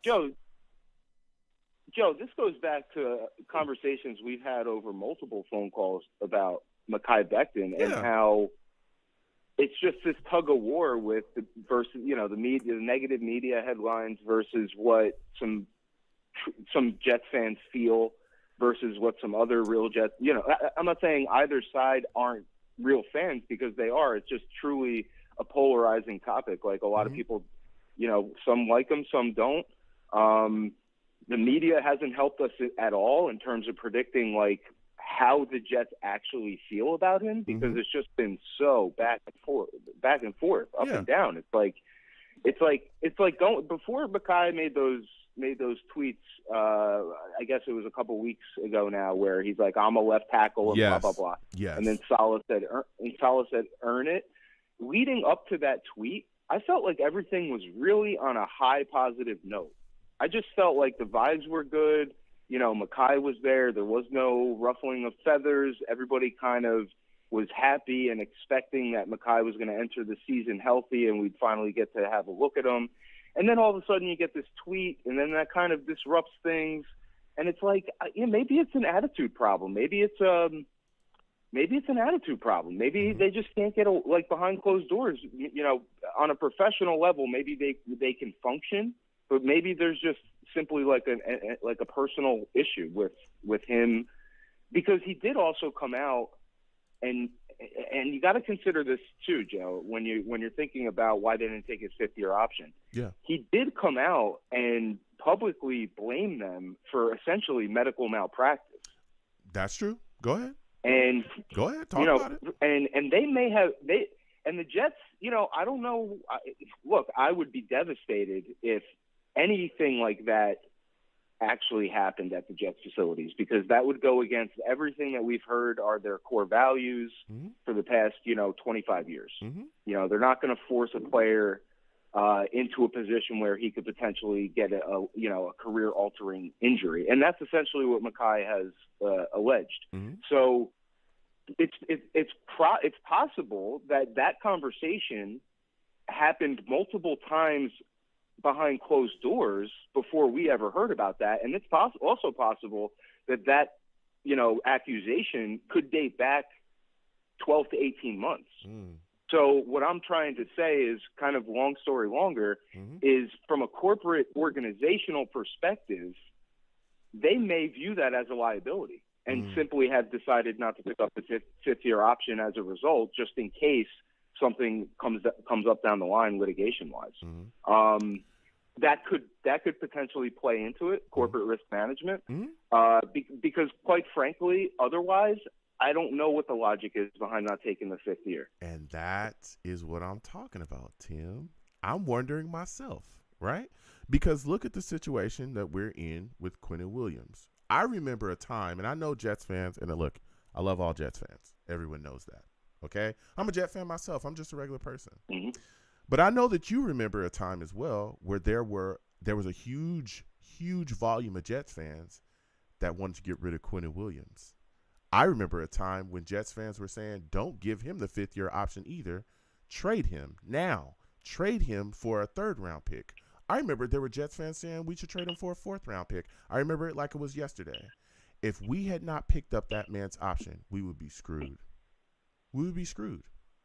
Because boy, oh boy, look at the season he just had. And that, again, leading to what I was just talking about. If Mekhi Becton comes out this year and plays like the Mekhi Becton that I think he will be, right? And a lot of other Jets fans think he will be because he's fully healthy and ready to go, he's going to be one of the top tackles in all of the NFL, whether it be left or right. I think he wins the left tackle position, so let's just go left tackle. If he plays like one of the top left tackles like he was in his rookie year, good luck. Because you're going to have to franchise him. Which my God, dude. Oh, my God. It's so funny that you Go ahead. It seems like we always come around to this, but I was just watching highlights for Mekhi Becton's reps against, I think this was in 2021, and it was like Bradley Chubb, I don't know, basically it was Bosa. Nick Bosa. Yep. No, I'm sorry. Bosa, Bradley Chubb, and Melvin Ingram, and a bunch of other just stud pass rushers. And he was, I mean, not only did he look like he dwarfed them, I mean, he just was gigantic, and he just pushed them over like they were nothing. Like, it was so impressive. And I really just want him to be on the field for 17 games. Yeah. And just be there and be a wall for us. I mean, we really need it. We've needed it for years. Really since, I guess, DeBrickashaw? Yeah. Yeah. That's a fact. I mean that's the last. That's the last good left tackle really we had. Been there for. That's a fact. Yeah, for like a decade. So I just want him to be there, and it's really odd that they didn't pick up the option. And to your point, why not focus on Broderick Jones in the draft if there's any question at all? And I'm not even saying. I'm even saying this if you have your starters pretty much figured out, and you might even have +1 on a couple of those different starting positions. I'm even saying if you're in that position, you still want to get another tackle. Yeah. So it is odd that they didn't add the tackle, because we are so deep on the pass rush right now. With guys that are set to have breakout seasons this year. So I don't know. What do you? I mean, have you been able to like bounce it around in your head and figure out any logical reason why they might do that? Look, I like I said, and again, Broderick Jones was off the table when the New York Jets were up for their pick. Okay, but just seeing that they ranked McDonald and Mayer, who's a tight end, over Broderick Jones, it just kind of made me wonder. And I'm just pondering. Okay, I'm just thinking, like, you rank those two guys over a tackle, and what's going on here? And then if Broderick Jones was on the table, would you still have passed on Broderick Jones and took McDonald or even Mayer, who's a tight end, over a tackle? I just started to wonder. And when I was going back and forth with, and like you said as well, it's crazy that you said that, Tim, because everybody else that I talked to about it was like, I didn't even think about it like that. And I'm a rabble rouser, so I cause some issues. But I'm just wondering, like, he was number 1 on your board over a tackle? Like, I'm just, Joe, this is the job of a good Jets fan, right? And I'm not talking about. Thank you. I'm not talking about just like reading the hot take and whatever the hot headline is that week. It's about finding the chinks in the armor of the organization and trying to figure out, where could we have been more efficient with our money use? Yeah. Where could we, with the draft, to me, that's the fun part of fandom. Yeah. Is just being like this, as if anybody cares about my opinion, but at least, it's just it's so fun to because every now and again, Joe, you have all these geniuses and Joe Douglas and all these amazing people on the staff at the Jets. And every now and again, you do come up with a head scratcher that makes you really wonder. And, in those positions, like we are now with this question, I have to assume that they know something we don't. Simple as that. Maybe it's medical about his knees or something like that, or they just lack the faith somehow. But why do they? But to your point, they don't lack the faith. So which one is it?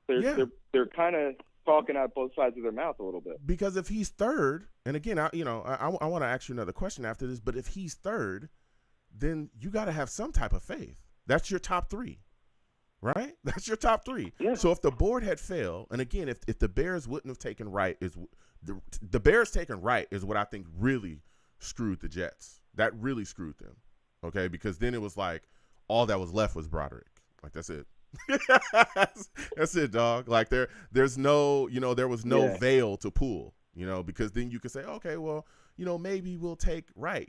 Then teams would start to think like that. But everybody pretty much knew, oh yeah, But I don't know. It just made me think, and I felt like a lot of people, or at least the people I expressed that to, and I was going back and forth a lot, they weren't thinking about that at all, But that's just me. I'm a rabble rouser. Yeah. I want to get your thoughts, Tim. Well, I've been thinking a lot about Mekhi Becton, just not necessarily that specific question, but that's an interesting question. Yeah, I'm glad you thought of that. Yeah, give me your thoughts about the positivity surrounding Breece Hall, man. There's a lot of people discussing that he might be ready for Week 1. Sulla's not trying to rush him out there, right? Again, or rush him back, or do things too quickly. They're still, they're still very, cognizant that he's dealing and healing up from the injury, but he's looking good. Give me your thought about the positivity surrounding him and how he could end up possibly, being out there for Week 1 with the New York Jets. Well, from a general perspective, Joe, I'm going to say this. I love Breece Hall. I wish nothing but the best. I hope he's out there on day one, 100% and ready to fly. But I learned at a very young age, and I'll make an analogy here to Christmas time. I would always get so out of control excited when it was about a month out of Christmas, right? Mm-hmm. So then I'd be annoying my parents every single day, and they'd be like, look, they'd have to basically, kind of beat it into you figuratively that you have to have patience and then you get the reward, right? Mm-hmm. So I've kind of grown up with that kind of mentality where, although I'm extremely excited, I am patiently awaiting the reality of the situation, and I'm trying not to get too caught up in the summertime news, because summertime NFL news, they really are reaching for coverage at a certain point, and they'll pretty much write about absolutely anything. And if you get caught up in it, it's very easy to get caught up in it. If you get caught up in it, you can very easily start to develop negative attitudes towards some of your players, or or things like that. And that is just, for me, that's just something. I'm too excited about this Jets team to get involved in any of that. Like right now, I am laser focused on just the personnel that we have. All of these people restructuring their contracts these past couple weeks has just been fantastically exciting, because, and going back to the earlier point, one of the major priorities for me is, before they do anything with any type of big splash signing, if they go that route, I want to see Quinnen, locked in, So it's great that they saved all that cap room, but, lock him in, shoot the headline out there that he's locked in, and then go after some other thing if that's what they want to do. But I hope they make that, they get that done soon. And I'm just going to expect that that's going to be done on Week 1. And if they get DeAndre in the meantime, great. But beyond that, I try not to get too caught up in the summertime NFL stuff. Yeah, listen, Tim, beware. The summer news, summer football news will take a toll on you mentally. All right. That's Tim. Tim speaking the truth right there. You got to watch yourself. I swear to God. Yeah, it becomes the National Enquirer during the summer, so you got to be careful. Yeah. Listen, Tim, I got to slide off. I got other callers. You have yourself a good one, my friend. You too. Always a pleasure, and JETS. That's what I'm talking about. Salutes. Listen, Tim calling in with some fire. I like talking to Tim, man. Be aware, be very aware and cautious of who you're listening to during the summer. All right, because negative headlines surface left and right. All right, we're going to discuss it. All right, like I said, I like to rabble rouse. 515-602-9639. 515-602-9639 is the number. Call in. We're taking all callers. Salutes to everyone in the chat, all the savages going back and forth. We're going to keep getting to these lines. Oh, just lost Brick City. Hope Brick call back in. I want to talk to you next. We're going to go to Steve. We're going to Steve because Steve, I'm sure, has a lot to say. Before we go, though, Steve, he's a savage, man. He's a savage for sure. Savage! Steve salutes. I want to thank you for calling in. We're having a talk tonight, Steve. We're discussing quite a bit. Jordan Whitehead has restructured his contract. New York Jets now have over $24 million in cap space. What are your thoughts on the restructure? How are you feeling about the Jets cap space situation? Hey, Joe. Well, first of all, thank you again for calling me on your for having me on your show again. Absolutely. And I actually have been forgetting to say this. I really appreciate you calling me a savage. Yeah. I really, really do appreciate you calling me a savage. Absolutely, Steve. That's what it's all about, man. Hey, you are a savage through and through. Go ahead. Hey. So yeah, no. So I guess the first thing you wanted to talk to me about was Jordan Whitehead restructuring his contract. It was a smart move, because now the Jets do have some cap space, that they could fill, like if they want to sign someone like really big, like is it going to help with Quentin Williams' contract extension, or is it a possibility that we go after Mr. DeAndre Hopkins? But, the thing is, Joe, listen, as you know, pretty soon, now that we're in the month of June, we're getting closer to the time, when the NFL is about to go on vacation. Mm-hmm. Like, we're almost at the time of the year when the players go on their vacation. We got the mandatory minicamp, which is the last 3 minicamp practice before, we take the time off.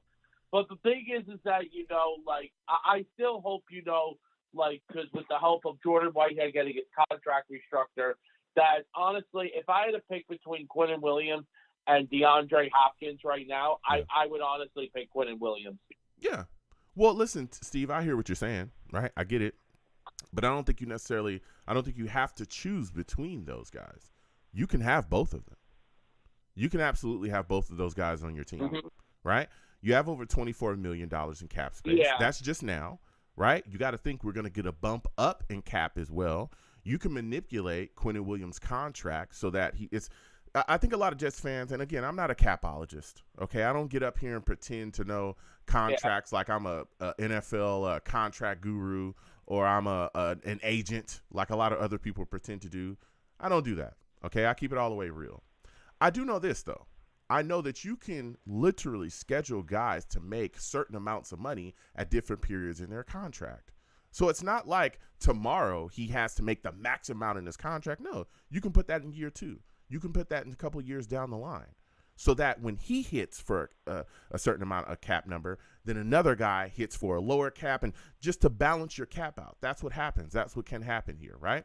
So when you look at DeAndre Hopkins, right, Mm-hmm. DeAndre Hopkins probably looking somewhere in the maybe $10 to $15 million range, right? The New York Jets were trying to get Odell Beckham. We were just trying to get Odell Beckham, and everyone's acting like that didn't happen all of a sudden. We were just doing that. Allen Lazard was here. Garrett Wilson was here. McCole Hardman was here. Corey Davis was on the roster. All these guys were here, and we were still going after Odell Beckham Jr. So it starts to make you think, right? Or at least the way I'm thinking is I'm saying if we chased Odell, who was coming off of an ACL tear and was out of football, right?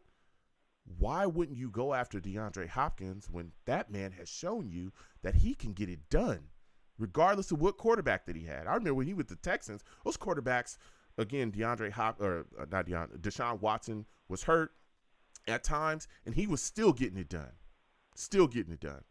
Yeah. Okay? Getting it done. No matter what quarterback was throwing him the football, he was catching that thing, and he was doing it. Went to the Cardinals, he was still giving people the business. So why can't we add him to the roster then, Steve? That makes us even more deadly. Now you got Garrett Wilson in the position where he is just going to have a feast. He going to have a feast. Give me your thoughts, Steve. Yeah. Yeah, no, I mean, listen, here is the thing about DeAndre Hopkins, which I'm going to say about him. Listen, I think DeAndre Hopkins is a phenomenal talent. And I think if we did add him onto this Jets roster, someone mentioned this earlier. I think it was the guy, Rusty, who mentioned this earlier. Because think about it. if let's say if DeAndre Hopkins is on our team, Garrett Wilson and him are on the same field. Oh, those defensive corners who we're going to be going up against, oh man, they're going to have a tough time, against like if covering either Hopkins or Garrett Wilson, if anybody thinks about that, because I think it was Rusty who said that. Mm-hmm. But Joe, this whole thing, like with players and stuff, Joe, I got to tell you something, and this is the thing, unfortunately, that I knew that was going to happen, because apparently somebody wrote off on RODGERS the other day, and basically, like saying because apparently no matter what happens when the Jets are doing something good, mm-hmm. any reporters will come out and write.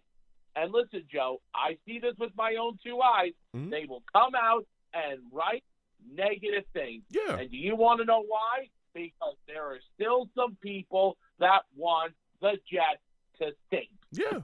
And it drives you crazy. Mm-hmm. They just want to come out there, and they just want to watch us stink. Well, you know what? The one thing that we're going to prove this year is we're going to prove those writers wrong. Mm-hmm. We're proving those writers wrong this year. Yeah. It's just, Joe, before you get into the next topic, I just wanted to get that out of my system. No, listen, I hear you. There's a lot of people that have a lot of negativity that they want to spread about the New York Jets, and they do that. I saw a writer recently talk about how Aaron Rodgers, wasn't even the best quarterback, or was nowhere near being the best quarterback in the AFC East.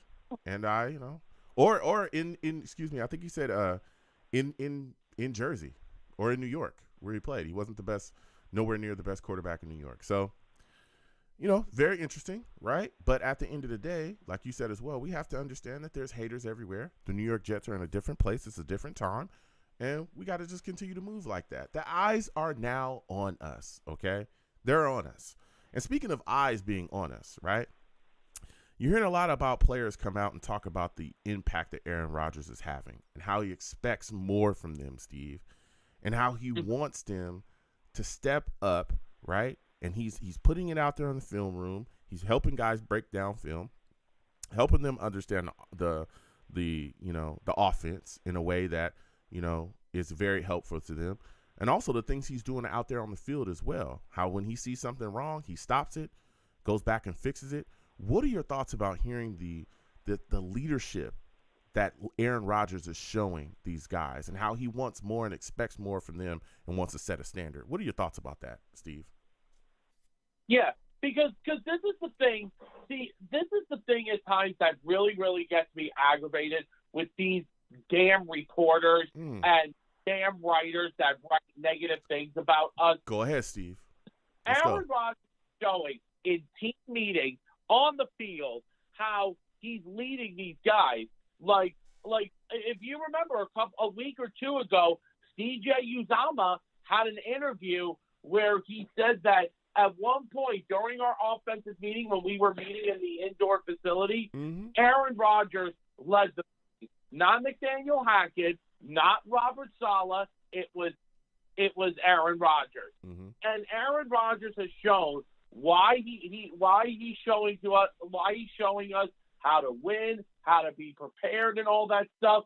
And listen, no matter what happens, and the thing was, Joe, I said this before. Yeah. If let's say if Zach Wilson is still going to be the future of this team, Zach is learning under Aaron Rodgers, a guy he mentored growing up, and now he's got him in the building. When was the last time we've had that, Joe?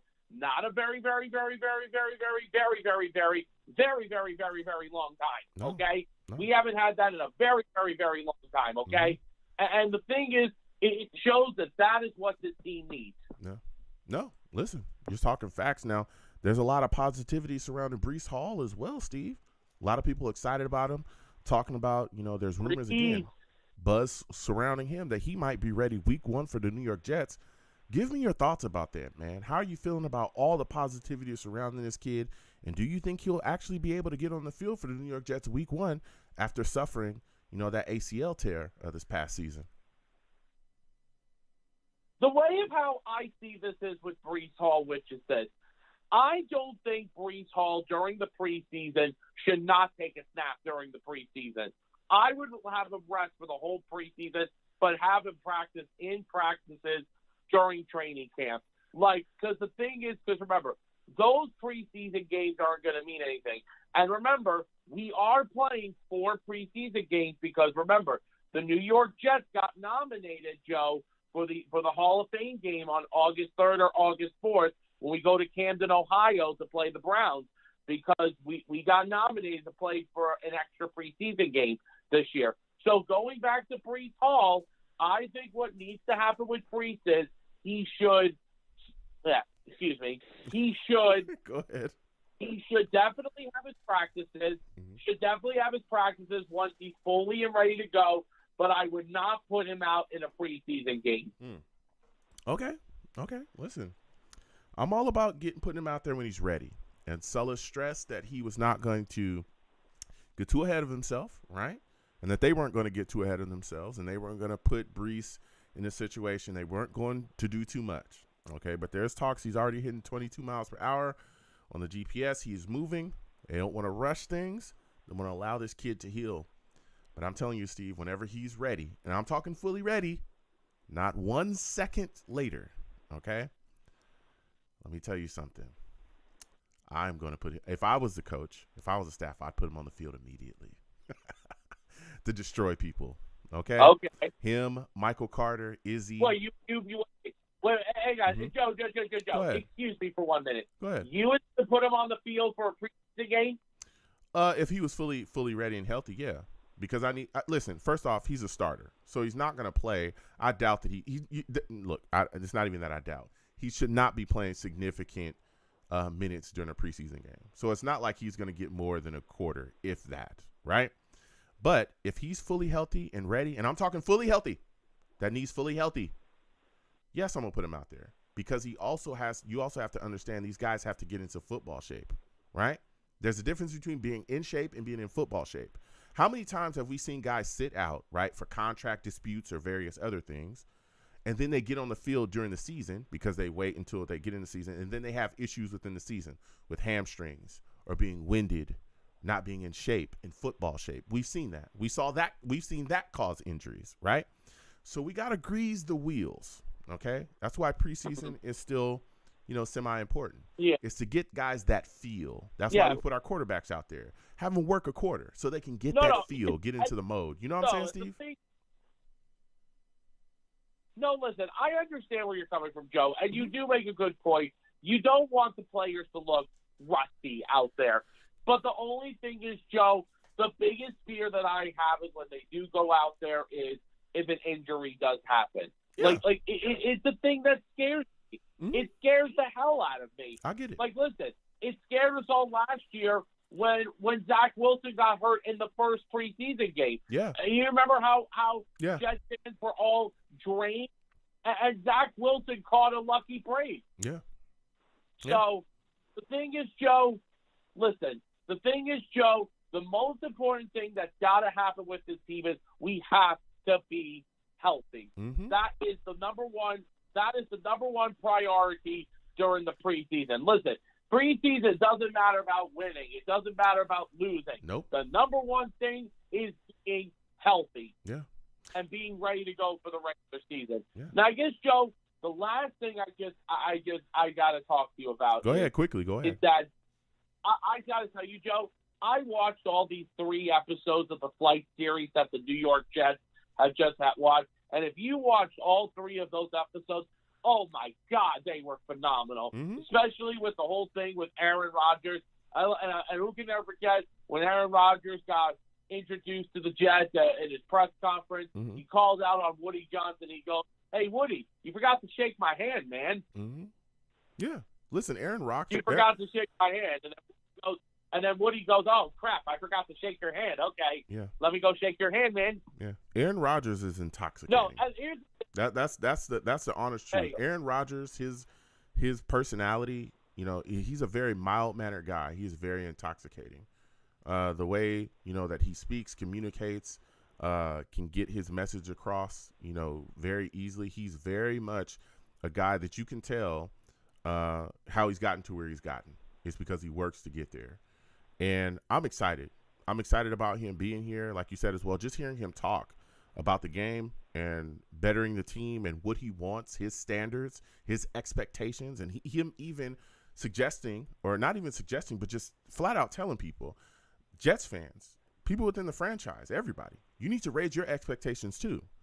Be ready. Be the team that, and he talked about this in an interview, outside of Flight 23, be ready. Be a team that is going to go out there and be the bully of the NFL.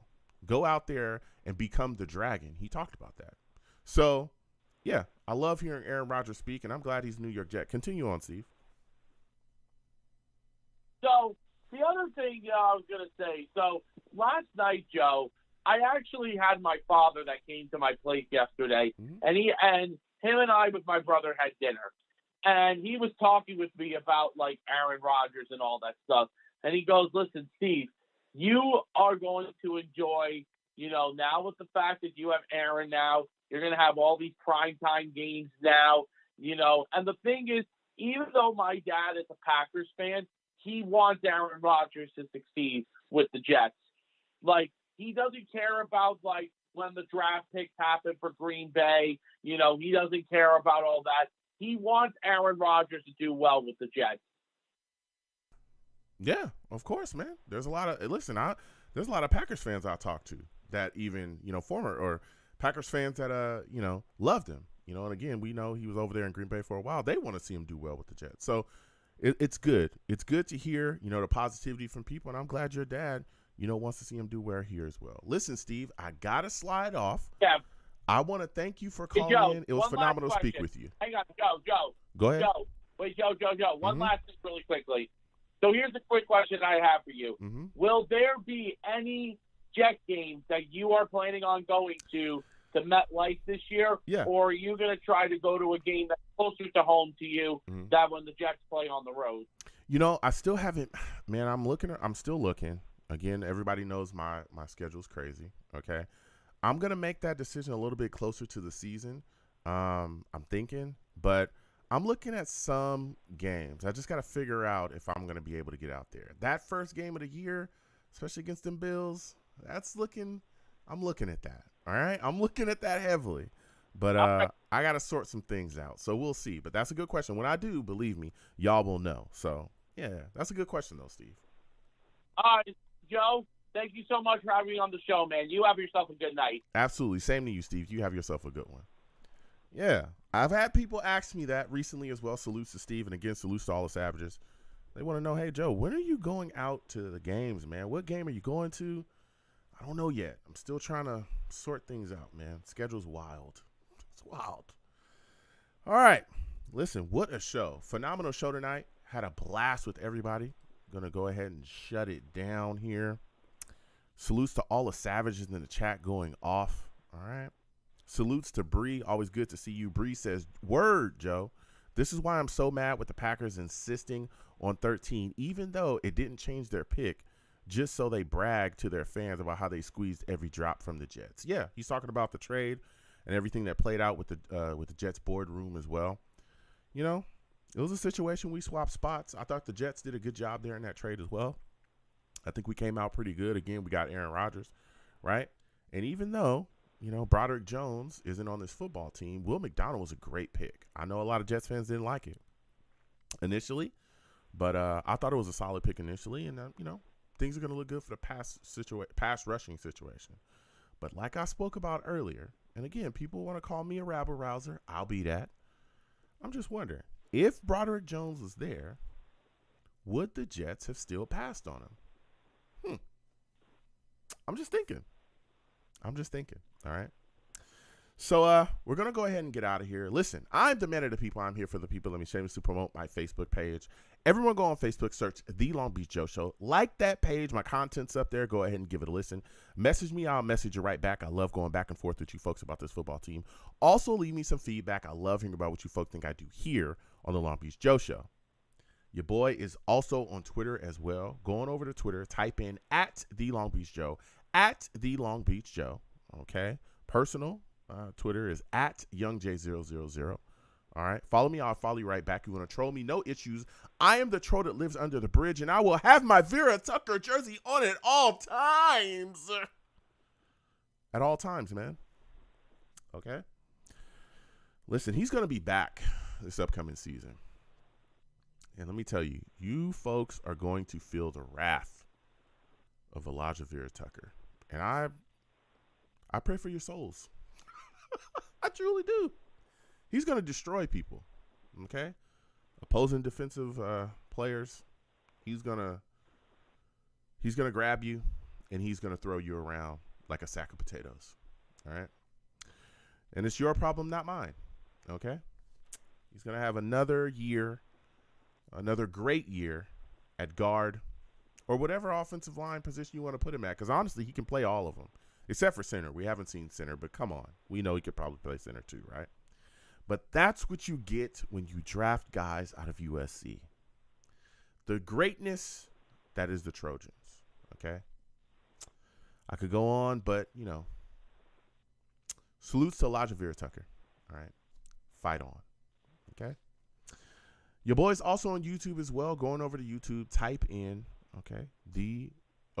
Long Beach Joe Jets. Long Beach Joe Jets on YouTube, all right? Subscribe, hit that notification bell so when I post content, you folks be in the know. Hit the thumbs up button as well. If you want to troll me on there, hit in those comments. Troll me and I'll troll you right back. No issues, okay? And as always, people, when you see me in person, it is arms out, chest open, free hugs for everyone. Free hugs for everyone, okay? The hugs will cost you absolutely nothing. No matter what anyone says, the hugs will always remain free. I want to thank you folks for listening, going back and forth with me, calling in, all the savages in the chat, any way that you interact with me. I want to thank you folks for doing that. Without you people, I'm absolutely nothing. Thank you for taking the times out of your day to get involved with your boy. You know what I'm saying? All right. And again, I want to salute and thank Willie Williams of the 757 Virginia Jets fan club for coming on and spreading the good news about everything that they do over there. Get involved with the 757 Virginia Jets Club. All right. Those are good people. Willie Williams is a good person as well. So salutes until the next show. All right. You folks have a good one. Peace. 1 second, folks.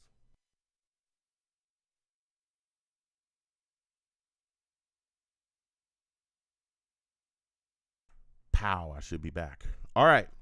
Salutes again. I want to thank everybody for calling in. We had a phenomenal show. All right. I'll be back, I think, Tuesday at 7 p.m. Eastern, I think is my next show. Tuesday at 7 p.m. Eastern. Okay. Exclamation point links in the chat. All right. Brings up my link tree. My link tree has the links to all of my social media platforms. It also has the links to all of my YouTube pages. Okay. As y'all know, all right, we have a lot of fun here. Subscribe to this channel, all right? When I post content, y'all be in the know. I think the next radio show is going to be Tuesday at 7 p.m. Eastern. Tuesday at 7 p.m. Eastern, all right? But also do other content as well across YouTube. Reaction channel is going, it's going, all right? Loving the reactions.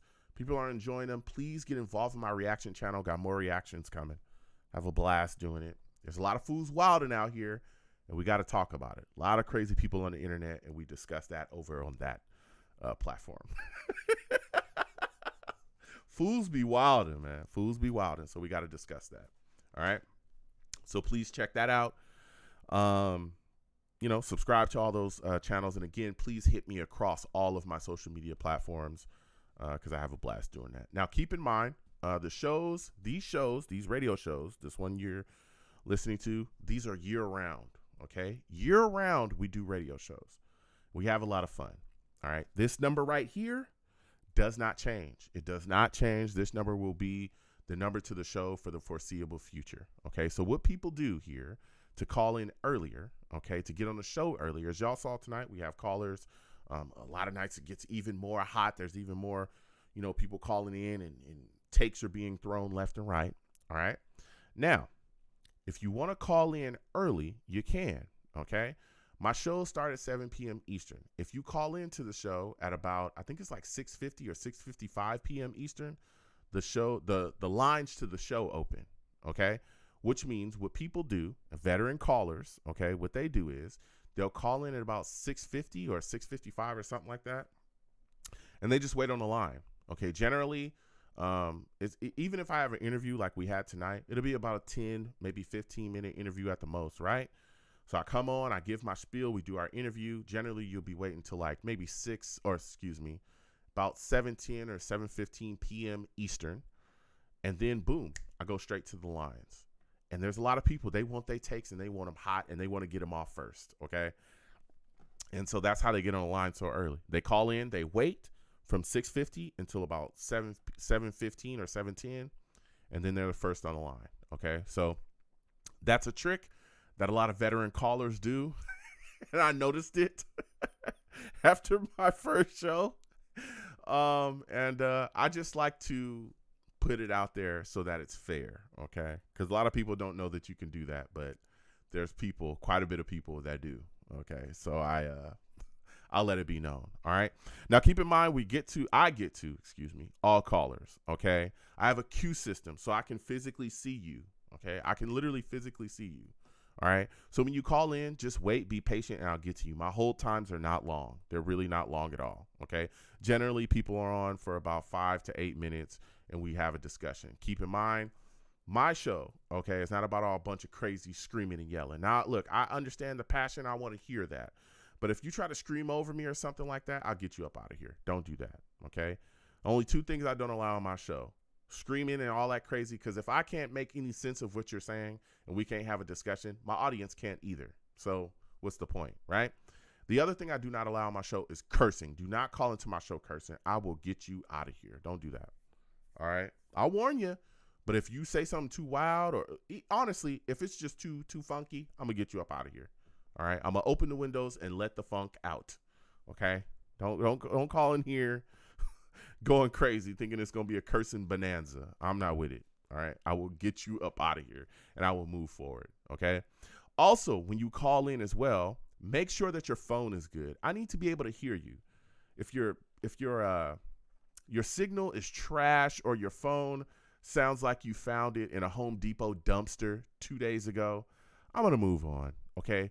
Crazy echoing. I know people wear headsets, like wireless headsets, or they found a headset, on the floor of the 99-cent store and decided to buy it and call in. Don't do that.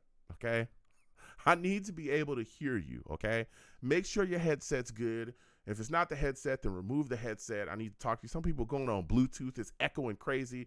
You're talking to me from another room to 2 rooms away. No, I need to be able to hear you. Okay. If I cannot hear you and my audience can't hear you and make out what you're trying to say, what can I do? What can I do? Right? I'm going to have to move on. So be aware of that. Make sure your lines are good to go. All right. So we have a lot of fun. Also, there's people that believe that because they're Jets fans, and I'm saying this respectfully. All right.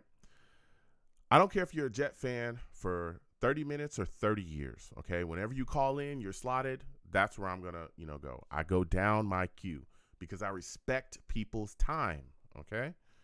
I've had Jets fans come up to me and Joe, I called in, and I'm a Jets fan for 20 years, and I was waiting, 5 minutes. When I call in, I need to be on the line immediately. And I had to say, whoa, that's not how it works here, respectfully, okay? That's not how it works here. I love the passion. That's not how it works here, okay? So just keep that in mind. Again, be patient and wait. My hold times are not long at all right? They're really not. So we have a lot of fun on this channel. Again, gaming, we do that too. I'll get back to that at some point. My schedule's crazy. Street Fighter 6 is out. I don't like the cast. I'm not in love with any of the characters. I'm just keeping it real with you. But we'll see, right? As of now, I think Lily is probably one of my top characters I'm going to play. Marissa might be in there too. I don't like Zangief, but Zangief might be a character that I play. So we'll see. But I'm really not a fan of this starting cast. All right. Not that they're all like, I'm just not interested in any of them really. to be honest. Really not interested in any of the characters. But maybe down the road, you know, I'm still waiting on Hugo and like Dudley. DJ is very interesting. I do like DJ. But we'll see, you know. But either way, we do game on this channel. We'll get back to it. NY Sports MC, I'll get to you in a second. But we do that and we have a lot of fun here. So please, you know, tune in. I play Street Fighter. I play Madden, NBA 2K. We play Outlast, all kinds of stuff. Resident Evil before. We'll get back to that eventually. All right.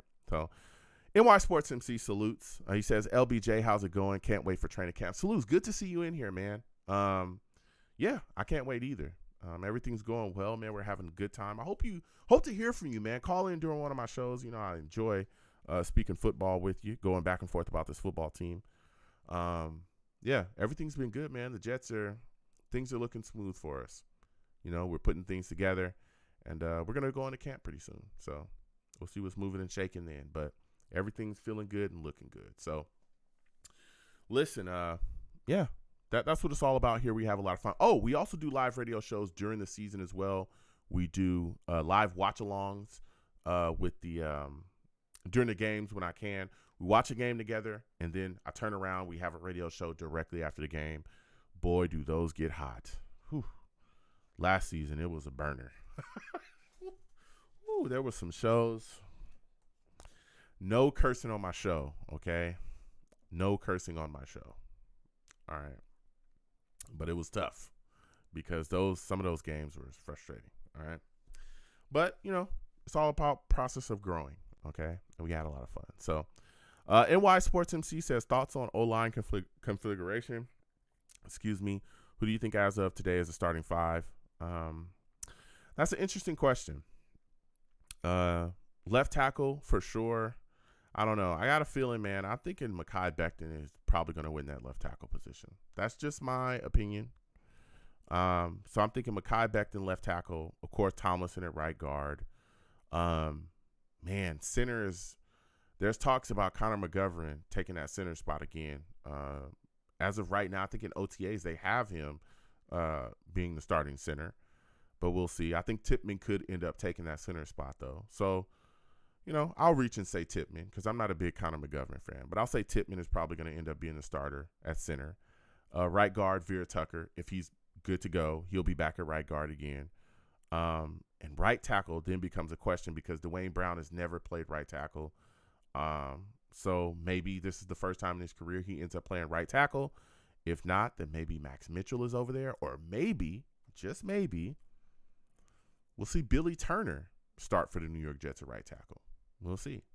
All right, so there's some questions there. Maybe Billy Turner right tackle, or Max Mitchell. If Max Mitchell is fully healthy, ready to go, he's coming back from that knee injury and then the blood clots that he dealt with last season as well that put him on the IR. So, but maybe Dwayne Brown ends up taking that right tackle spot too, you know, if he can play it. So it's interesting, but you know, if Mekhi doesn't end up taking that left tackle spot, he definitely is going to be the starting right tackle. So yeah, there's a lot of questions going forward. That's a good question about that O-line configuration. So, you know, give me your thoughts on that. But we have a lot of fun over here. We have a blast, do a lot of good things.